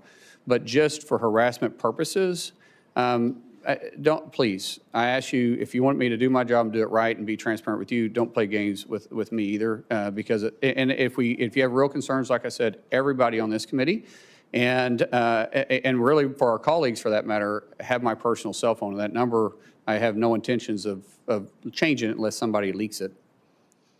Yeah, hopefully that wouldn't occur on it. One other quick question on this. Ali Mayorkas, when he sat at that desk before, he and I had a lot of conversations about what they called, was labeled the special interest aliens. These are folks that come from known areas of terrorism, but we didn't have any information on them specifically, and so the Biden administration just let them in. They may say, well, we know somebody in your family as acts of terrorism, but it's not you, so they just labeled them special interest aliens and released them into the country. That we know of about 70,000 of those individuals. The Trump administration in the last year and a couple of months has picked up 50,000 of those. That's part of this enforcement that's out there to be able to identify folks that I've been ringing the bell on over and over and over again, saying, why are we letting people in that we literally say, yeah, they could be a terrorist, they could not be a terrorist, we don't know. Somebody in their family is, but we don't know them if they are on it. So they were just released into the country on that and given that label. In fact, I was told, we'll keep watching them, but when I went to the FBI and asked them directly, they were like, there's no way we can track 70,000 people. So there's been a lot of good work to be able to try to identify where those people went, who they're associating with here in the United States on it, and then removing them from the United States. There's still about 20,000 left. Love to be able to get your promise to say, we're not going to quit. We're going to continue to be able to find folks that were just allowed to come in the country that may be a terrorist and may not be a terrorist, we don't know, but to be able to go identify those folks and make sure that American people are protected. Absolutely. Yeah, thank you. We're almost done. We have two people left who haven't responded this round. We've had a lot of debate over ICE funding. I hope we can ask just some specific questions to the nominee. I can't control what you ask, but that's my hope. Senator Blumenthal. Thanks, Mr. Chairman. Senator Mullin, just months before the war with Iran began, the Trump administration negotiated a back-channel agreement, a deal with the Islamic Republic to deport Iranian nationals, including asylum seekers, dissidents. There have been public reports about it. CNN on January 26, 2026, New York Times reported it in a couple of articles in September and December, that flights in around that time deported tens of those kinds of Iranian nationals back to Iran as part of this secret agreement. I want to tell you about one husband and wife, Christian converts from Islam, who were sentenced in absentia to 9 and 11-year sentences by the Islamic Republic. They fled to the United States seeking asylum, but they were detained by ICE on arrival. The wife was deported. She managed to take refuge in Turkey. The husband, I'll call him Mr. H, is still here, but he's facing deportation despite showing scars from the beating he received by a government gang. I have both of their declarations. I'd like them to be entered in the record. There are Iranian-American organizations like the Iranian-American Legal Defense Fund that have further information. I have no doubt that you share my outrage about the treatment of this couple and other Iranian nationals who were deported possibly to torture and death in Iran. Will you agree with me and commit that we should stop deporting such people? Ma'am, sir, I don't know the specifics behind this. I think before I can talk about in hypotheticals, I would need to know what the reasons behind it, but I don't want to deport anybody that's here illegally, or here legally, I mean. And most definitely not individuals that have done everything possible to be a contributor to society. But in these specific cases, I don't know. I'm not familiar with them. I don't know if there's something else in the background that would cause the Well, I'm administration to do talking it. in general about tens of people, as many as 55 on one flight, 15 or so on another, not just this couple. But in principle, we should not be sending Iranian dissidents and asylum seekers back to Iran. Wouldn't you agree? Sir, we do know that our enemies want to infiltrate us and use our rules and our generosity against us. And so I don't know the specifics of these. I don't know their background. I don't know what the reasons was, but I will be happy to look into it. Let me ask you about another topic. I'm glad that you've committed that there will not be the kind of review that Secretary Noem imposed on contracts above a certain amount uniformly by your office. But I'd like your commitment that you will help us investigate another abuse of authority. Corey Lewandowski apparently was in charge of approving all contracts. One of them was a $220 million contract that was related directly to Kristi Noem's being fired. They bypassed procurement rules to award that contract to a shell company that was created days before to benefit a Republican consulting firm with close ties to Secretary Noem and Mr. Lewandowski. Will you commit to cooperating with our investigation, the Permanent Subcommittee on Investigation, making documents and personnel available to congressional and other investigations into those contracts awarded by Secretary Noem and Mr. Lewandowski? Senator, I've heard these same reports. I know the IG, Joseph, I don't know him personally. That's why I say Joseph. Some people call him Joe. Is open investigations. We will cooperate with him. And provide all the documents and records that are Yeah, necessary I'll leave this that to the committee to Inspector do General. its work. That's what I'm asking.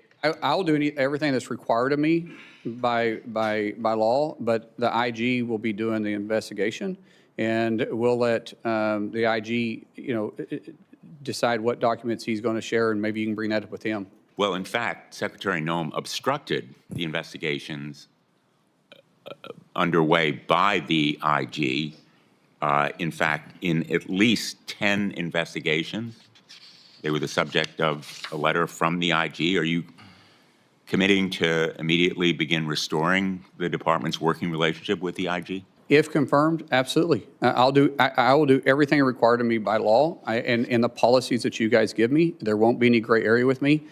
We want to have a good relationship with the IG. He's got a job to do, and every other agency that's underneath DHS and has you'll a job to do. cooperate with the committee in providing those. Sir, I've everything that is required of me to report, and anything that you want the IG to do, that's between you and the IG. Senator Mullins, I don't think I need to tell you that the American people have been appalled and angered by what they've seen in the excessive use of force. We've had hearings before the Permanent Subcommittee on Investigation that have shown Aliyah Rahman, a woman suffering from traumatic brain injury, yanked from her car in Minneapolis, dragged by her arms, leading both of her shoulders to be torn. Javier Ramirez, a father of 4 from California, detained for 4 days and refused medical treatment for his diabetes. We documented these abuses in a report that we issued and in hearings that we conducted. One of them was Marimar Martinez, who was on her way to donate clothing at a local church when she came across agents in an unmarked car. Agents sideswiped her car. 3 masked agents in camouflage stormed out, and one of them pulled out his gun and fired at her moving vehicle, hitting her 5 times. And the agent then bragged about it He bragged about it in the text. He said, I have an MOF, I won't detail it. I fired 5 rounds and she had 7 holes. Put that in your book, boys. Shouldn't we be disgusted by an agent that fires at a U.S. citizen, no criminal record? She was charged. Senator Blumenthal. The charges were dismissed. Wouldn't you agree with me that that agent should not be carrying a firearm? I'm not familiar with the investigation, sir, and I don't know if the investigation is completed. As Secretary, I'm sure I'll be briefed on this. All right, time's expired. I know these are important issues, but we just have to move on. We're going to finish up with Senator Kim, then we're going to make a statement that hopefully can be agreeable for a meeting later. Senator Kim. I'll be concise here, Chairman. Senator, there's just a couple last things here. A couple weeks ago, we had a hearing here, and I was engaged with the head of USCIS, and I raised an issue that happened in San Diego of spouses of military members and veterans. They were going in to get interviewed for a green card and were arrested upon their arrival. I just wanted to get your reaction to that. Is that the kind of behavior you think is acceptable? Excuse me, repeat that again. It was spouses of military service members as well as veterans. Their spouses were going and for the purposes of a green card interview, but were at that point detained and arrested on arrival. I haven't heard about this. I've heard of different reports, Senator, and if people are going through the process and trying to obtain it legally, because we do have naturalization ceremonies Monday through Friday in this country, everywhere. We're going to continue working with those individuals. I don't know the circumstances. I don't know. I'll pass you the details, but it's something that we can talk through. But just in general here, I guess what I'm just trying to get a sense from you is what you think is appropriate in terms of ICE agents being able to operate. For instance, do you think it is okay for them to operate and arrest people at hospitals? Sir, I will always support my law enforcement doing their job. I don't know the circumstances. If it's a felony warrant that that the person's at a hospital, then they'll go pick up the felony warranty, just like local law enforcement does the same thing. And so in general, I think you need to be more specific on what you're talking about. But if you're talking about just doing everyday law enforcement, I think there's a better approach. Senator, I just want to raise, I just hear a lot of this from my own community about concerns of these types of efforts in and around hospitals, schools, churches. These are things that I hope we can engage on. I know you talked about it with one of my colleagues about polling sites, but these are important discussions, and we don't have clarity on what we are expected to see, and it's causing just an enormous amount of concern and challenge within our communities. Well, Senator, I don't understand what the concern about enforcing immigration at polling places is anyways, because honestly, if you're not a citizen, you shouldn't be voting anyway. So technically, there shouldn't be any illegals at the polling spot. And so, as I've said before, if we're at a polling area, it's because of a specific threat, not for immigration. Yeah, look, what I will just convey here is it's not just about people who are undocumented. I'm hearing from American citizens that are now feeling like they need to carry their passports around for fear of being stopped on the street. There is a chilling effect that is happening that is wider. I had to give my father-in-law specific instructions in case he was stopped upon re-entry back into the United States. There is real concern out there, and I just wanted to express that to you. Just a couple last quick things here. At the detention facility in New Jersey, a different one called Delaney Hall, I was there right after a gentleman died there. And there was really no documentation, really minimal explanation of his cause of death. There was 32 deaths at detention facilities under ICE control last year. Yet the oversight offices at DHS to do this, offices like the Office of Civil Rights and Civil Liberties, the Office of Immigration Detention Oversights, they've been gutted. And I just wanted to ask, do you commit to being able to ensure that there is the proper oversight there internally within DHS, working alongside us in Congress to ensure that people are being kept at the dignified levels that they should according to a law? Each facility falls underneath different standards of operation that are in statutes. We will operate within those statutes. Everybody deserves to be treated with a dignified hand, and we will follow those procedures that are that are set for those facilities Well, particularly. I hope to work with you on that if you're confirmed, because we need to make sure we have that oversight, as we have not been able to see it. And in fact, some of our efforts have been impeded because we have not been able to have visitation at some of these sites. And I hope that that's something you will support us to be able to have. One last thing I just wanted to raise. With FEMA, there was a number of employees that sent an open letter titled the Katrina Declaration. This is something that warned about some of the reversals that are being made when it comes to disaster response and recovery. Your predecessor, Secretary Noem, she suspended a number of these FEMA employees. I just wanted to ask, can you commit that if confirmed, you will adhere to whistleblower laws and ensure that these whistleblowers do not face retaliation for their protected disclosure? So there's already laws in place to protect whistleblowers, and I've said multiple times, I'll work within the law and the requirements of me as secretary. And I hope that means that you will ensure that these whistleblowers do not face unlawful retaliation for what they have done. It's against the law, as you said, unlawful, sir. I said I'm going to work within the law, and that's unlawful. Okay. With that, I'll yield back. Thank you. As I said previously, we've scheduled a vote for tomorrow. I'm committed to that. There are several members on both sides of the aisle that would like a briefing in the SCIF. They have it from 1 to 2. If you're willing to do that, several members would like just to walk over and do it. And I think that makes it much more likely that we have the vote tomorrow. Sir, I would prefer to have the ranking member, yourself, James, and if you want to bring another Democrat member that's on. It's all or none. It's all the members need to be able to hear it directly. The problem up here is too many things are siloed, and it just looks like resistance that you don't want everything to come out. It'd be much more forthcoming if you let any member of the committee and classified staff into it. I think we can get this done this afternoon. That's fine, as long as it's in a classified setting. As long as what? Yeah, that's fine. The people of classified security on our staff and staff. TSSCI. TSSCI, yes. Yeah. All right. Thanks, everybody, for coming today. The nominee has filed responses to biographical and financial questionnaires, answered pre-hearing questions submitted by the committee, and had their financial statements reviewed by the Office of Government Ethics. Without objection, this information will be made part of the hearing record, with the exception of the nominee's financial data, which are on file with the committee. Due to the quick turnaround between this hearing and the markup tomorrow, the hearing will remain open until 4 p.m. today, March 18th. This hearing is adjourned.